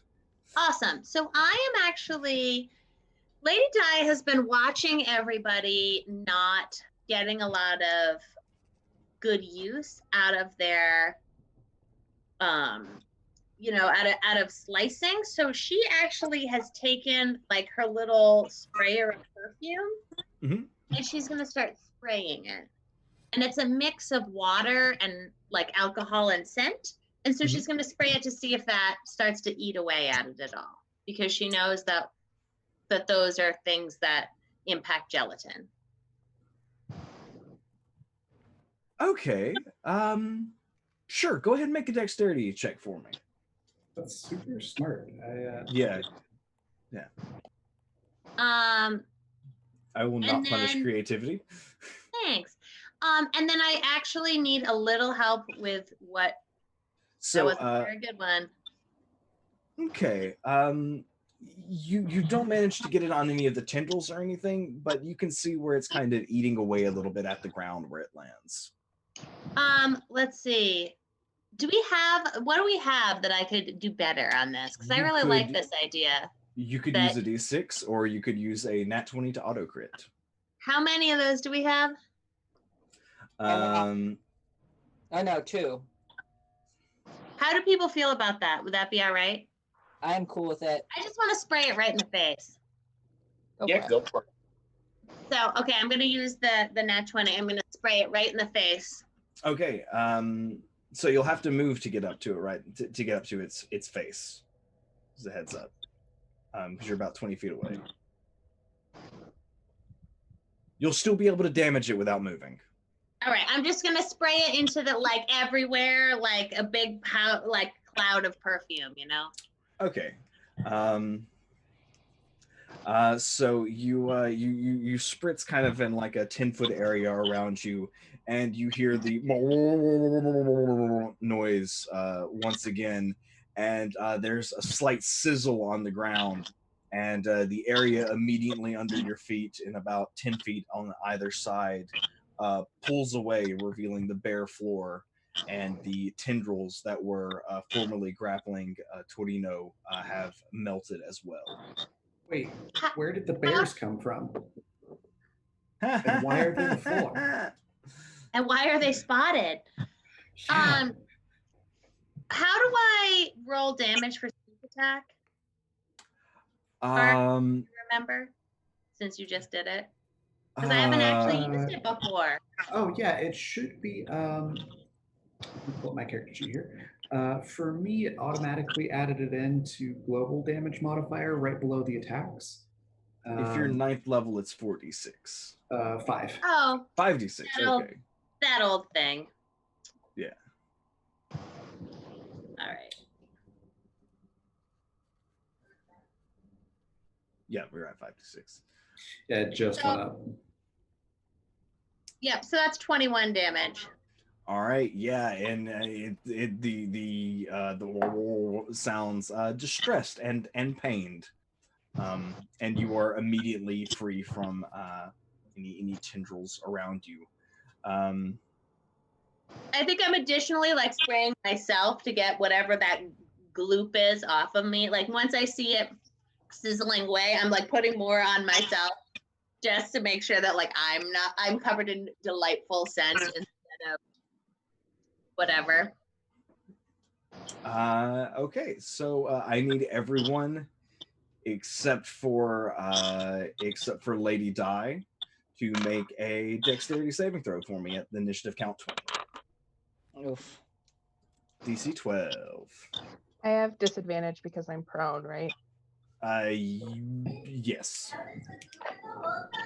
Just enough. Oh, Oh, that was a nat 1. that wasn't that one. I had a 17. Okay.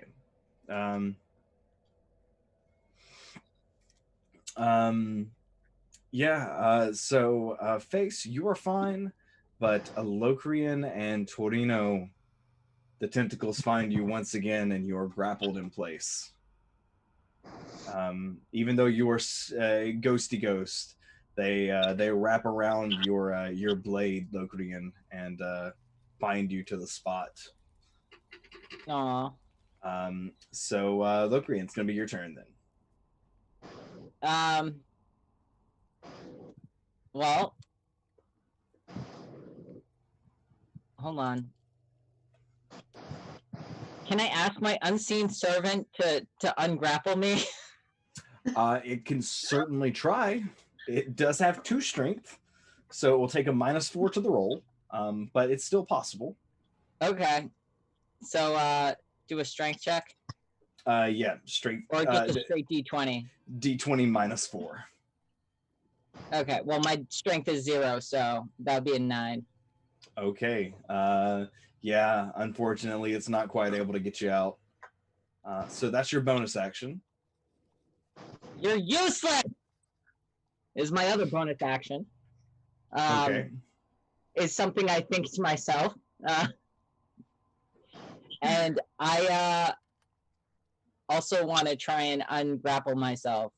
Okay. Make an athletics or acrobatics check. Oh, acrobatics. Yep. That You was managed useful. to get to get out. All right, is that my entire action and bonus action? Yes. Then that is all of the things. Maeve, it's your turn. You are not grappled. I am going to use half my movement to stand up, and Okay. then I want to use my bonus action to hide. Okay. I got a 24 on my stealth roll. That'll do it. And then I'm going to cast Acid Splash again, and because I'm level 9, I now have Magical Ambush. So they have disadvantage on the saving throw. And it's dexterity. Okay, cool. It would have had disadvantage on the saving throw anyway since you're hidden. But go ahead and roll 2d20. Yeah, that'll do it. Go ahead and roll that damage plus sneak attack. Oh. Or wait, no. This is not an attack roll, right? It's a saving throw? Yeah, it's a saving throw. Okay, so yeah, no sneak attack then, unfortunately. It's 9 acid damage. All right, and as it hits, the acid lands with a resounding sizzle, and it seems to have been very effective. Is there anything else you're doing with your turn? No, that's it. Okay, so Hildian, it is now the critter's turn. Hildian, you are grappled next to it, correct? I am. it's going to take two of its little gloopy hands and slam them down on top of you. What is your armor class? 21. You know, I think you actually get away from it. I don't think it's taking +6 to hit. So you manage to escape, to get your shield. Do you have a shield? I do. Okay, so you managed to get your shield up and take the brunt of the impact. And I need you to make a dexterity saving throw at disadvantage.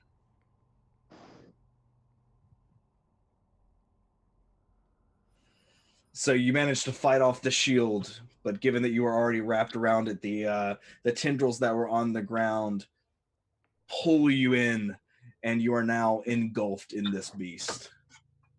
You are going to take 16 points of acid damage as you feel it begin to sizzle and melt away at your undead flesh. And the smaller of the two,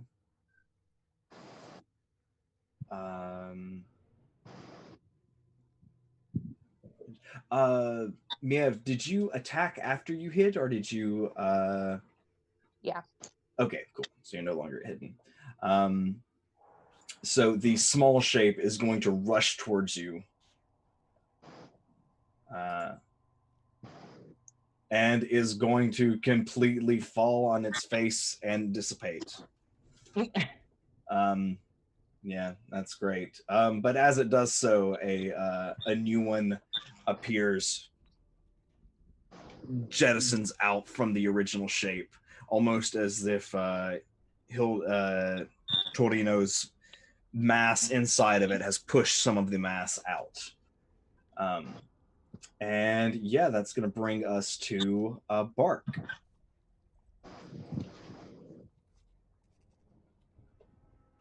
So I'm trying to remember everything that just happened. So the alcohol thing, did it work or did it not work? It did. In that case, where's my character sheet? I have upon my person a lantern that is full of oil. Could I light that and chuck it at this thing? It'll be your bonus action to light it and your action to throw it. I'm good with that. All right. Go ahead and make a, let's say make a ranged attack roll. You might be surprised. It doesn't have the highest AC in the world. It's there, but it's not astronomical. 21? Yeah, 21's gonna hit. And how much damage, and do I get sneak attack damage because I was hidden? Yes, you do. I'm gonna say that's gonna be 1d12 fire damage. Good, there's the sneak. Okay. And 2 from the fire damage. Okay. Yeah, so that does a lot of damage, and it is on fire now. Hildian, you're gonna take 2 points of fire damage. As you are inside of the thing that is on fire right now. Oh, that's right. Sorry. No worries. Good thing paladins are pretty tough. Don't forget you got those temporary hit points. No, not anymore. Not anymore. Okay. Is there anything else you're doing with your turn, Raven? Nope, I think I'm good. Okay. That brings us back to Lady Di. Wait. Lady Hildian, Di. wait. Is it Hildian or Lady Di? It's Lady Di got a 5, so I think she was last. Okay, Hildian, it's your turn. Okay. Is breaking out of this an action or a bonus action? That would be an action. Okay. Yeah. Unless you want to okay. use Misty Step again. could, but no, I'm gonna save that. And it's just a regular strength check or athletics. Strength saving throw. Strength saving. Or no, it'll be athletics or acrobatics. Sorry. Oh,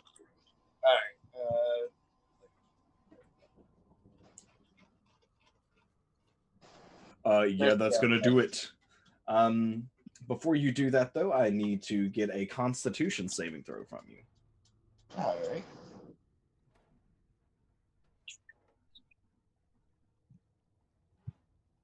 All right.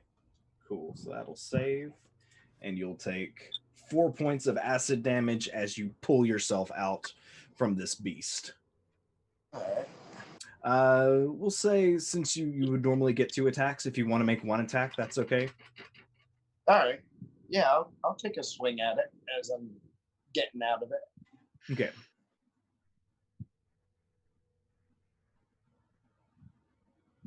That will hit. So you deal 13 points of... Holy shit. That's mad damage right there. Yeah, you deal 13 points of damage as you carve your way out of it.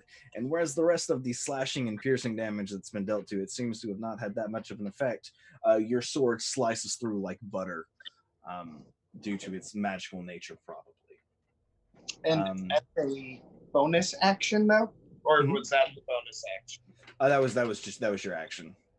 Okay. As a bonus action, I'd like to do Shield of Faith on myself. Okay, thank you for the heads up. And that brings us to Lady Di.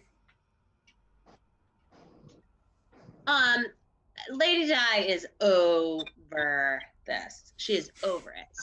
And she is going to march her tiny feet through the place that does not have any, whatever on it anymore. And she's just going to spritz everything. Okay. Everything she can. And Go so ahead. the first thing I want to do is see if I can do a sneak attack. Okay. So I have to do insight again, I think. Oh, no, I don't, because it's for a minute. Yep. And it has been a minute. So,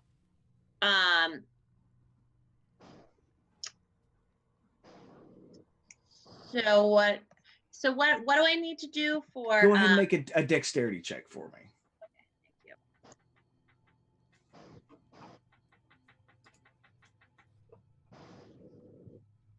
Okay, thank you. 18 will do it. Yeah.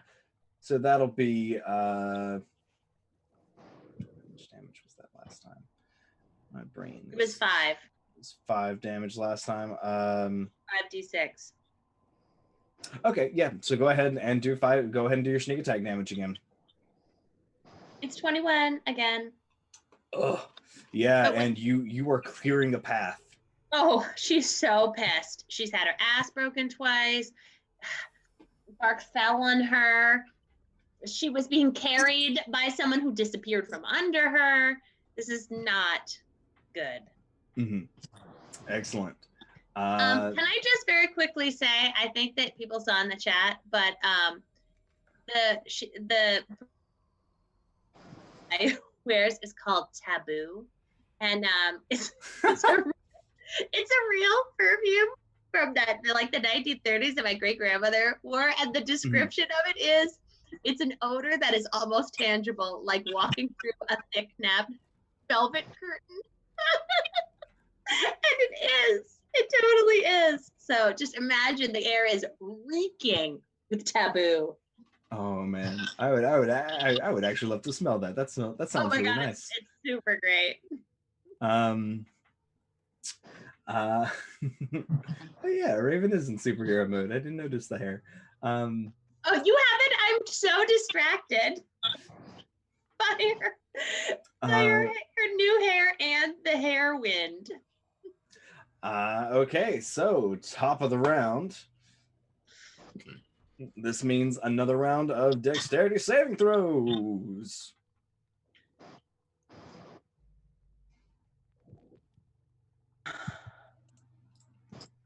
Oh, there we Cat, go. you're good. Face, you're good.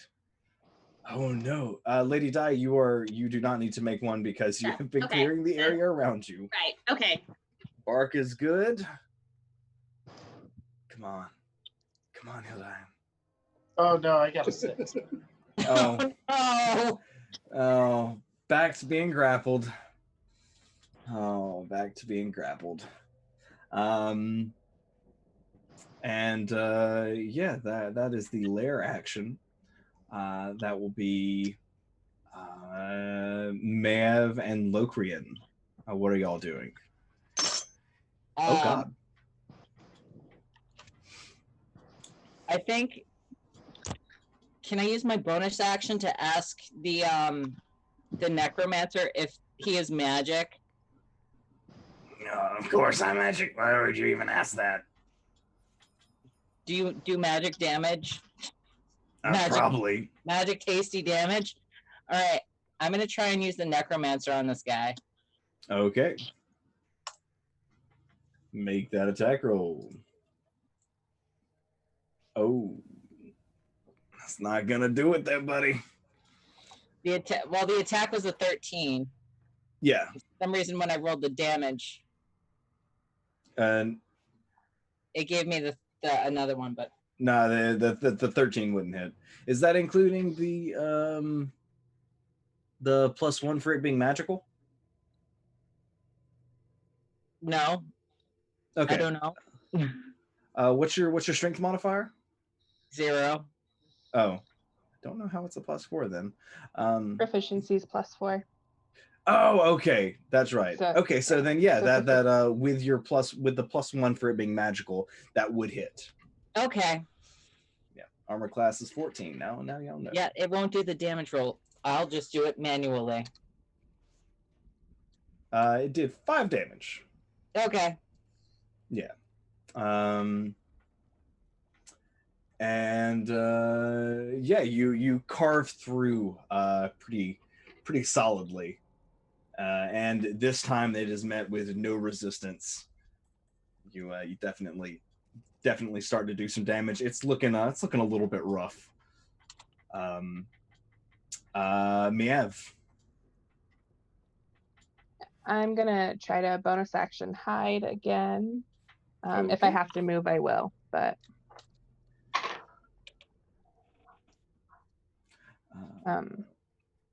my stealth's a 17. Okay, I think you're gonna have to move for 17 to work on that one. So go ahead and So make that dex dexterity saving throw. Yeah. Ugh, it's a 12. That's what you needed. Perfect. Okay. And then we're gonna do acid splash again from hiding. So disadvantage on the Alrighty. dex save. Disadvantage on that dexterity saving throw. Yep, that's gonna fail. Oof. Give me that sweet acid damage. Oh. I rolled really poorly. It's a 2. All right, yeah, it's lands with a satisfying sizzle, but it's not looking great, but it's still hanging on there. Which is going to bring us to its turn. What's it going to do? Locrian, the little, it is staying away from Lady Di right now. Locrian, the little smaller one that split off last turn, is going to charge at you. What is your armor class? 14. Well, that's gonna miss. Unfortunately, the small gel humanoid rushes towards you, and you just cut it down. And I make a really like kind of face. All right. Hildian, you are grappled, so attack at advantage on you. Does a non-natural 20 hit with your spirit shield of favor, or the spell that you cast last turn? I think you are muted, my friend. Nope. My armor class is now at 23 with Shield of Faith. Never let me have any fun. All right, I still need you to make a dexterity saving throw for me, though. And that's how you have your fun right there. Yep.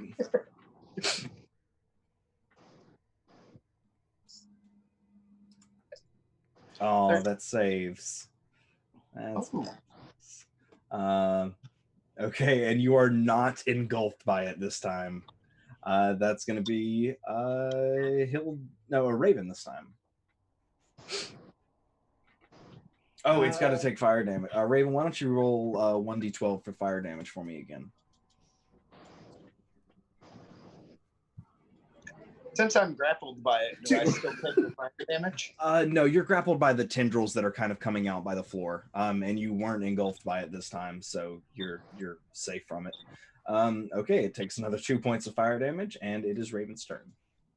Okay.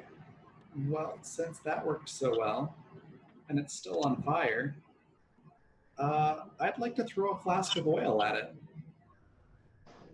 All right, make a ranged attack roll.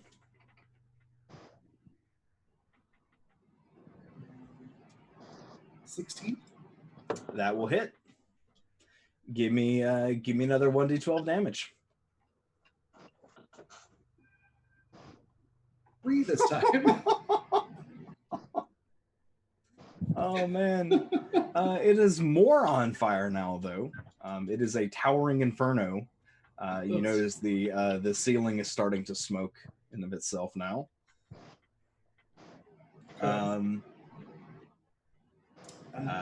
Yeah. Anything else? Anything you'd like to do with your bonus action? If it's possible to hide, I would like to try. Try. Nope. That's a nat one. Ooh, doggy. Okay. Things are about to get nasty for Bark next turn. Torino. If I just swing at it, does that do I swing at it You'll make the attack with disadvantage, but that's all. All right. So I'm gonna Misty Step out, Okay. and then I'm just gonna make the 2 attacks that I got. All right. There's the first one, which I think First one's not gonna hit. Hopefully, the second one will. Whoa! Yeah, that second one's gonna hit. I will remind you that if you use Divine Smite, is Divine Smite a bonus action? I think so, but I used Misty Step as bonus action. Hold on, I'm gonna check this out real quick. I know casting a spell is a bonus action. Casting like one of the smite spells is a bonus action, but I think maybe Divine Smite might just be a when you do. But I don't know. Divine Smite. What do we got here? Nope, not a bonus action. When you hit a creature with a melee weapon attack, you can expend 1 spell slot to deal radiant damage to the target. In addition to the weapon's damage, the extra damage is 2d8 for a first level spell plus 1d8 for each spell level higher, and that is multiplied on a crit as well. So what am I rolling? 2d8. Well, depends what spell level you want to burn. Let's see what spell levels I got. It looks like at 9th level you have. I haven't used any of my 3rd. You can certainly use your 3rd. All right, how many is that then? That's 4d8, and that damage will be doubled. Okay. So just roll the 4d8 and then we'll multiply it by 2? Yeah. Okay.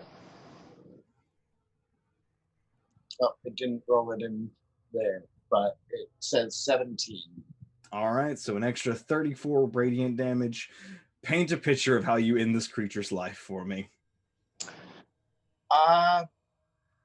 Swings back his sword, yells as Skeletor also box and just slices it, and the radiant damage comes out, blowing it all over the walls. Okay.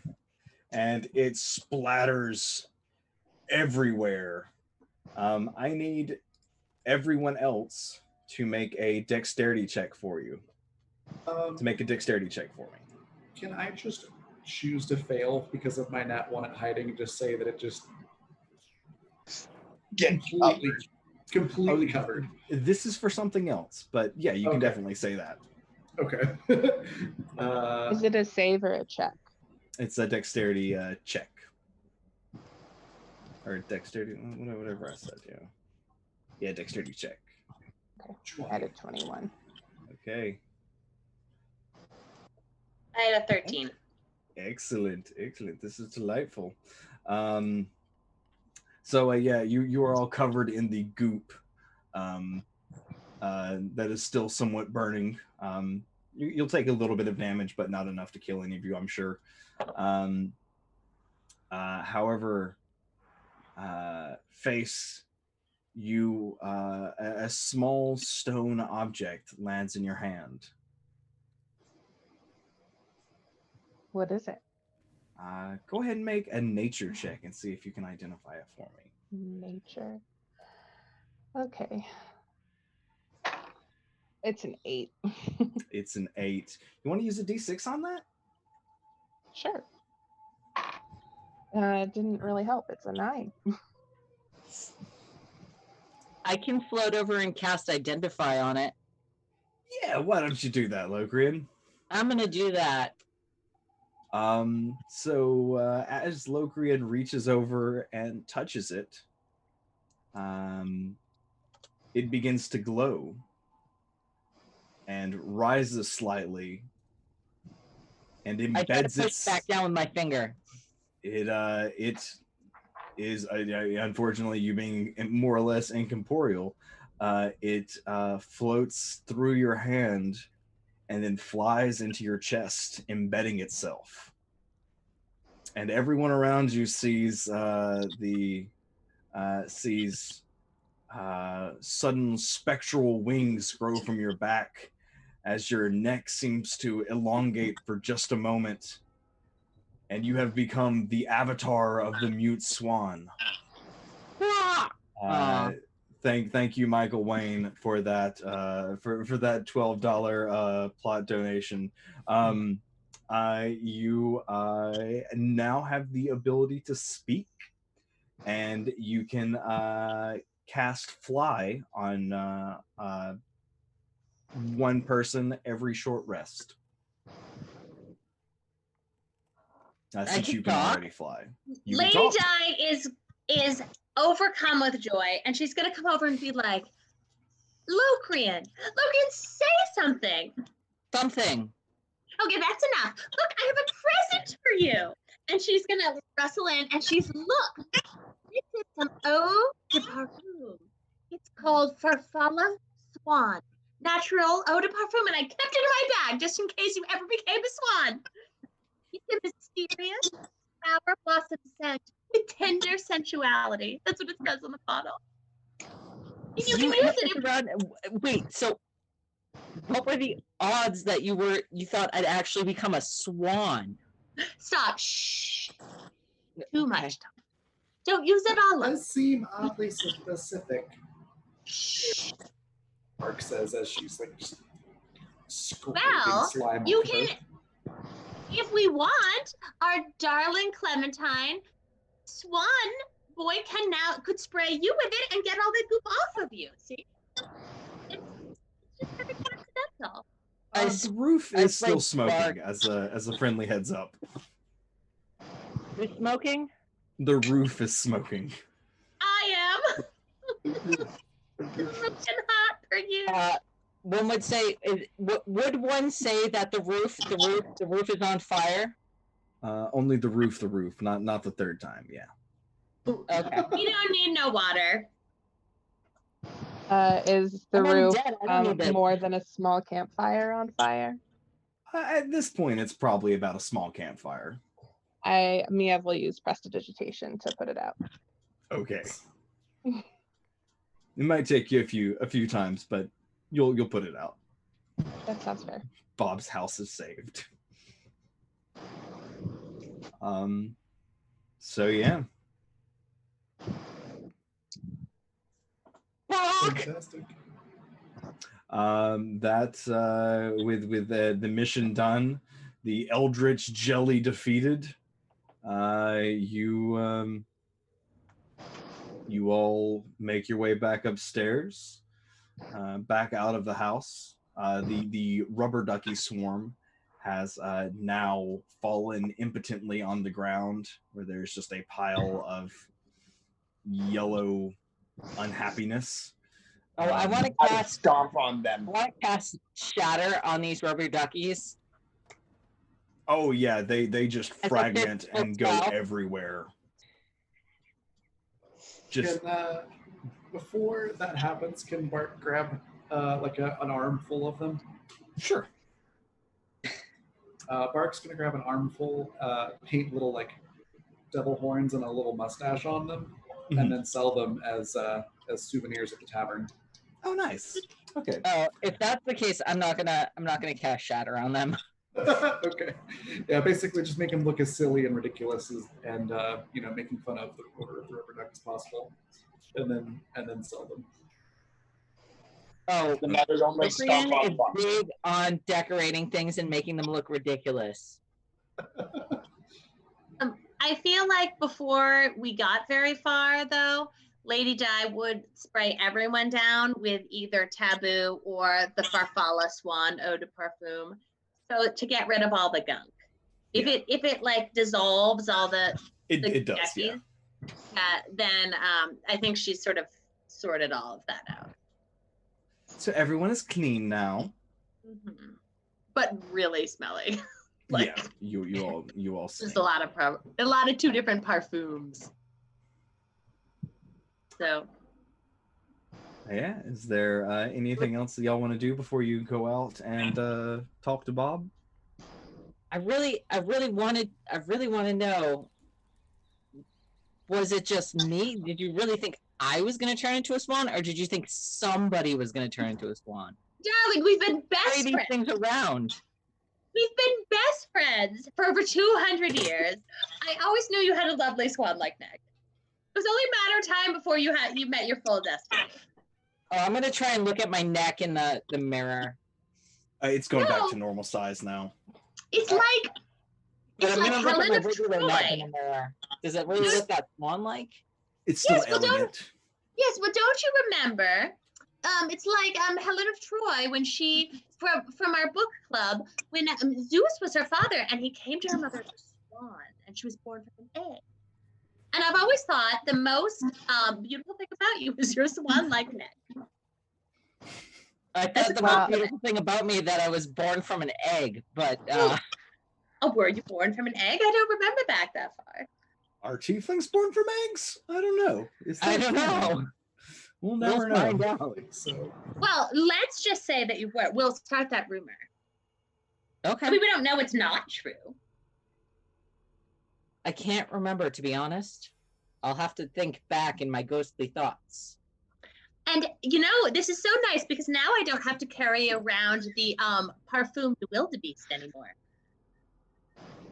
What? Where's that from? Oh, just in case you turned out to be a wildebeest. Oh. Come Why along. would I be a wildebeest? Enough talking. You don't want to wear yourself out. Come along. Yeah, Bart's just gonna tell everybody. Yeah, free food and drinks at my place for everybody that helped with this. So y'all all make your way down there, down back to the tavern for a well-earned rest, and you will all level up to level 10 at the end of this, and I think that's going to be where we call the session. Dan, yes. Are we gonna talk to Bob? Yeah. We're not going to talk to Bob. Bob is kind of embarrassed and follows you and asks if maybe you saw anything weird. He tries to explain that one of his friends left a shoe catalog at his house. He just doesn't know how to get rid of it. You must come see me. Those shoes are atrocious.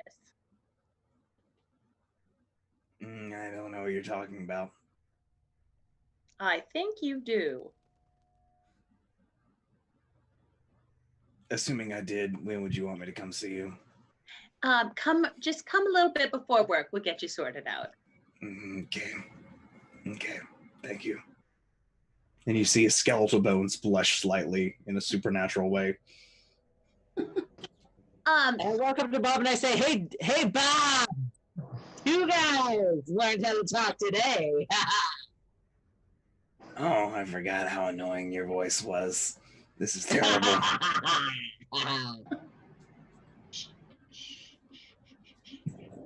Let's not use it all up in one day. At least it's a swan voice, not an annoying goose voice. Honk. Yeah. And what's the dinner tonight at the tavern there, Bark?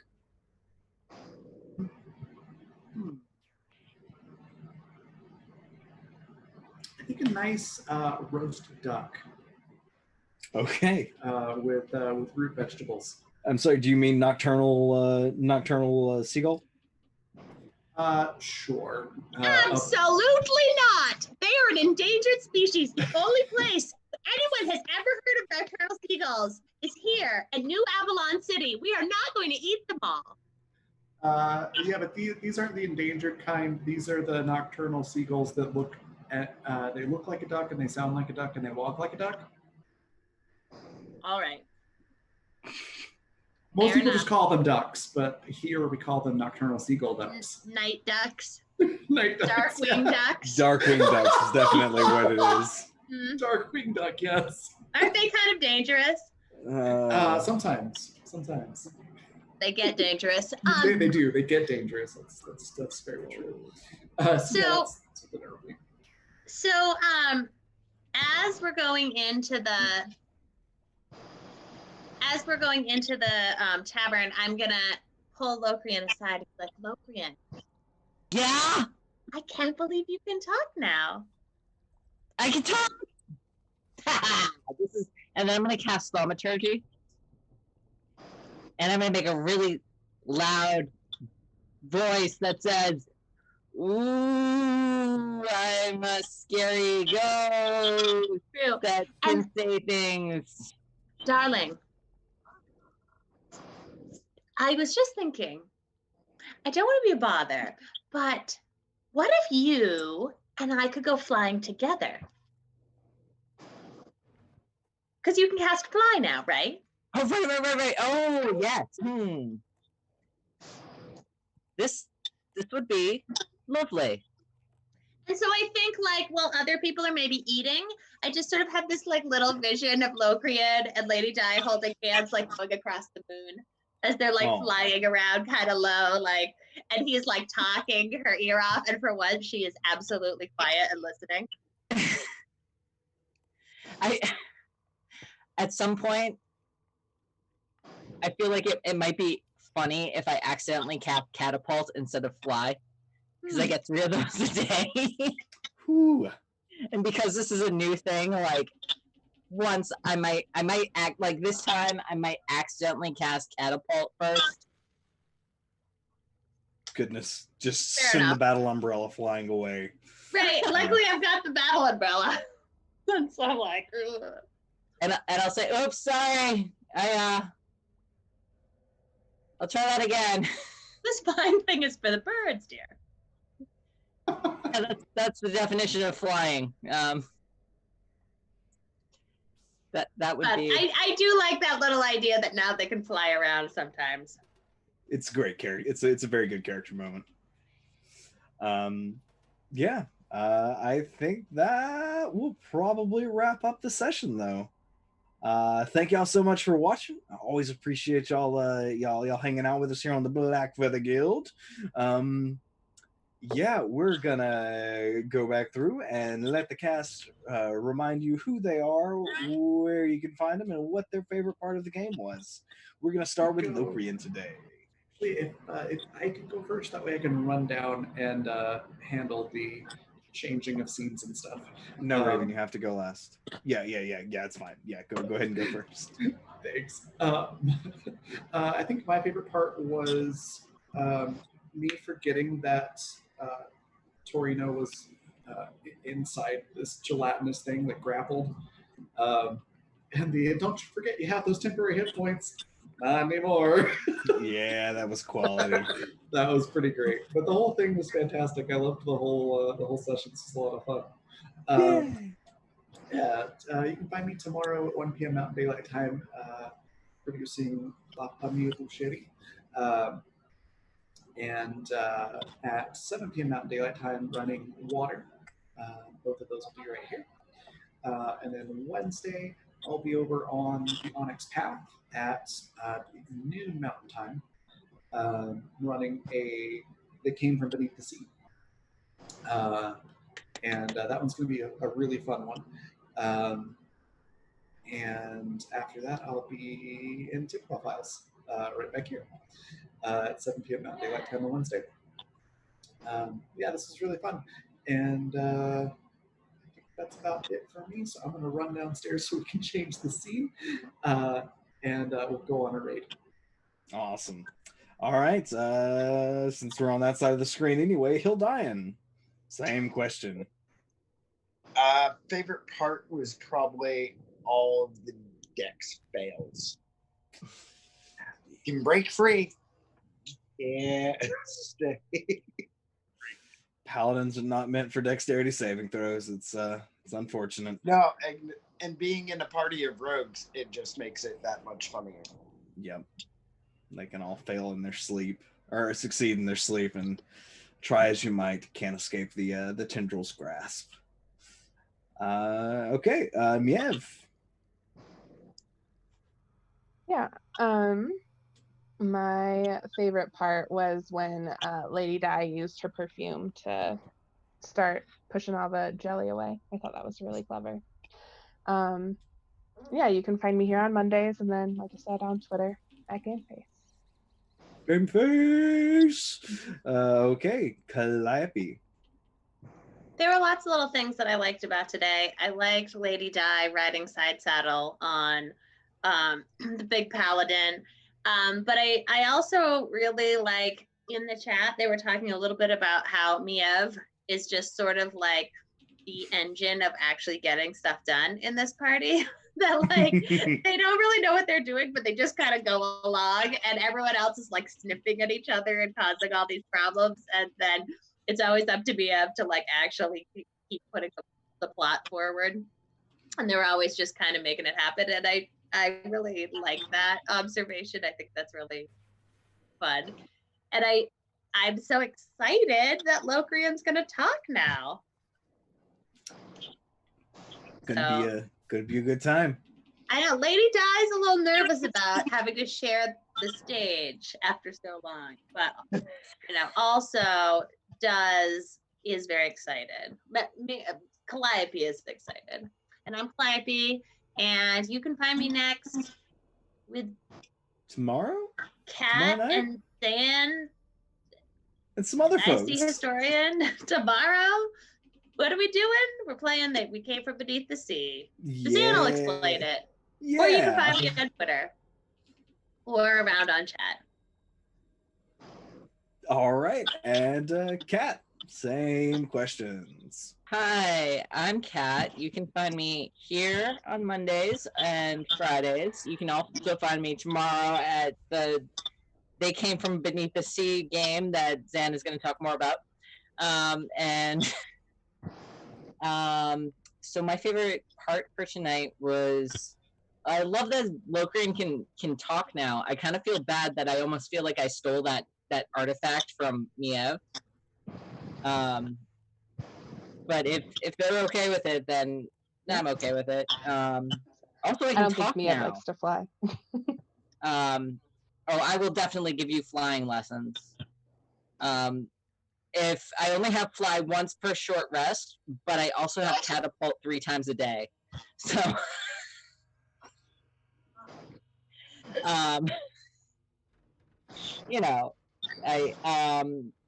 liked using my unseen servant for the first time.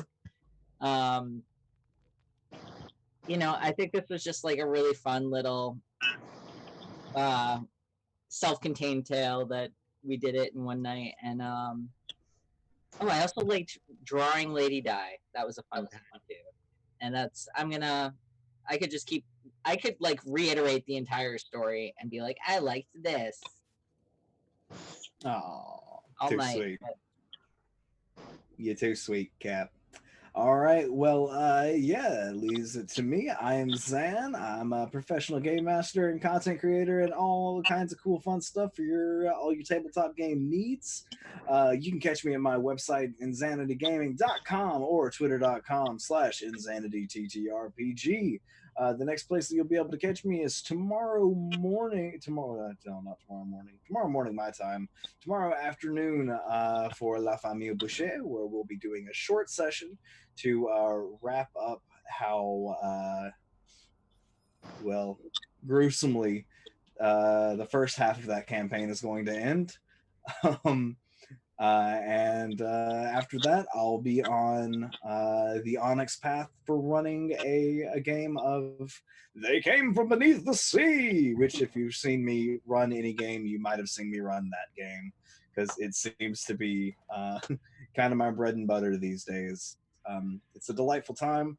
We'll be working with Onyx Path to promote their new Kickstarter, which is a follow-up to They Came From Beneath the Sea, called They Came From Beyond the Grave. And we'll also be raising money for the Bell Project, which is a charity that I am super passionate about, and you know, it's kind of all of our opportunity to be able to put back a little bit of good into the world. So you know, do good where you can, and everybody should stay healthy, stay happy. Do you know?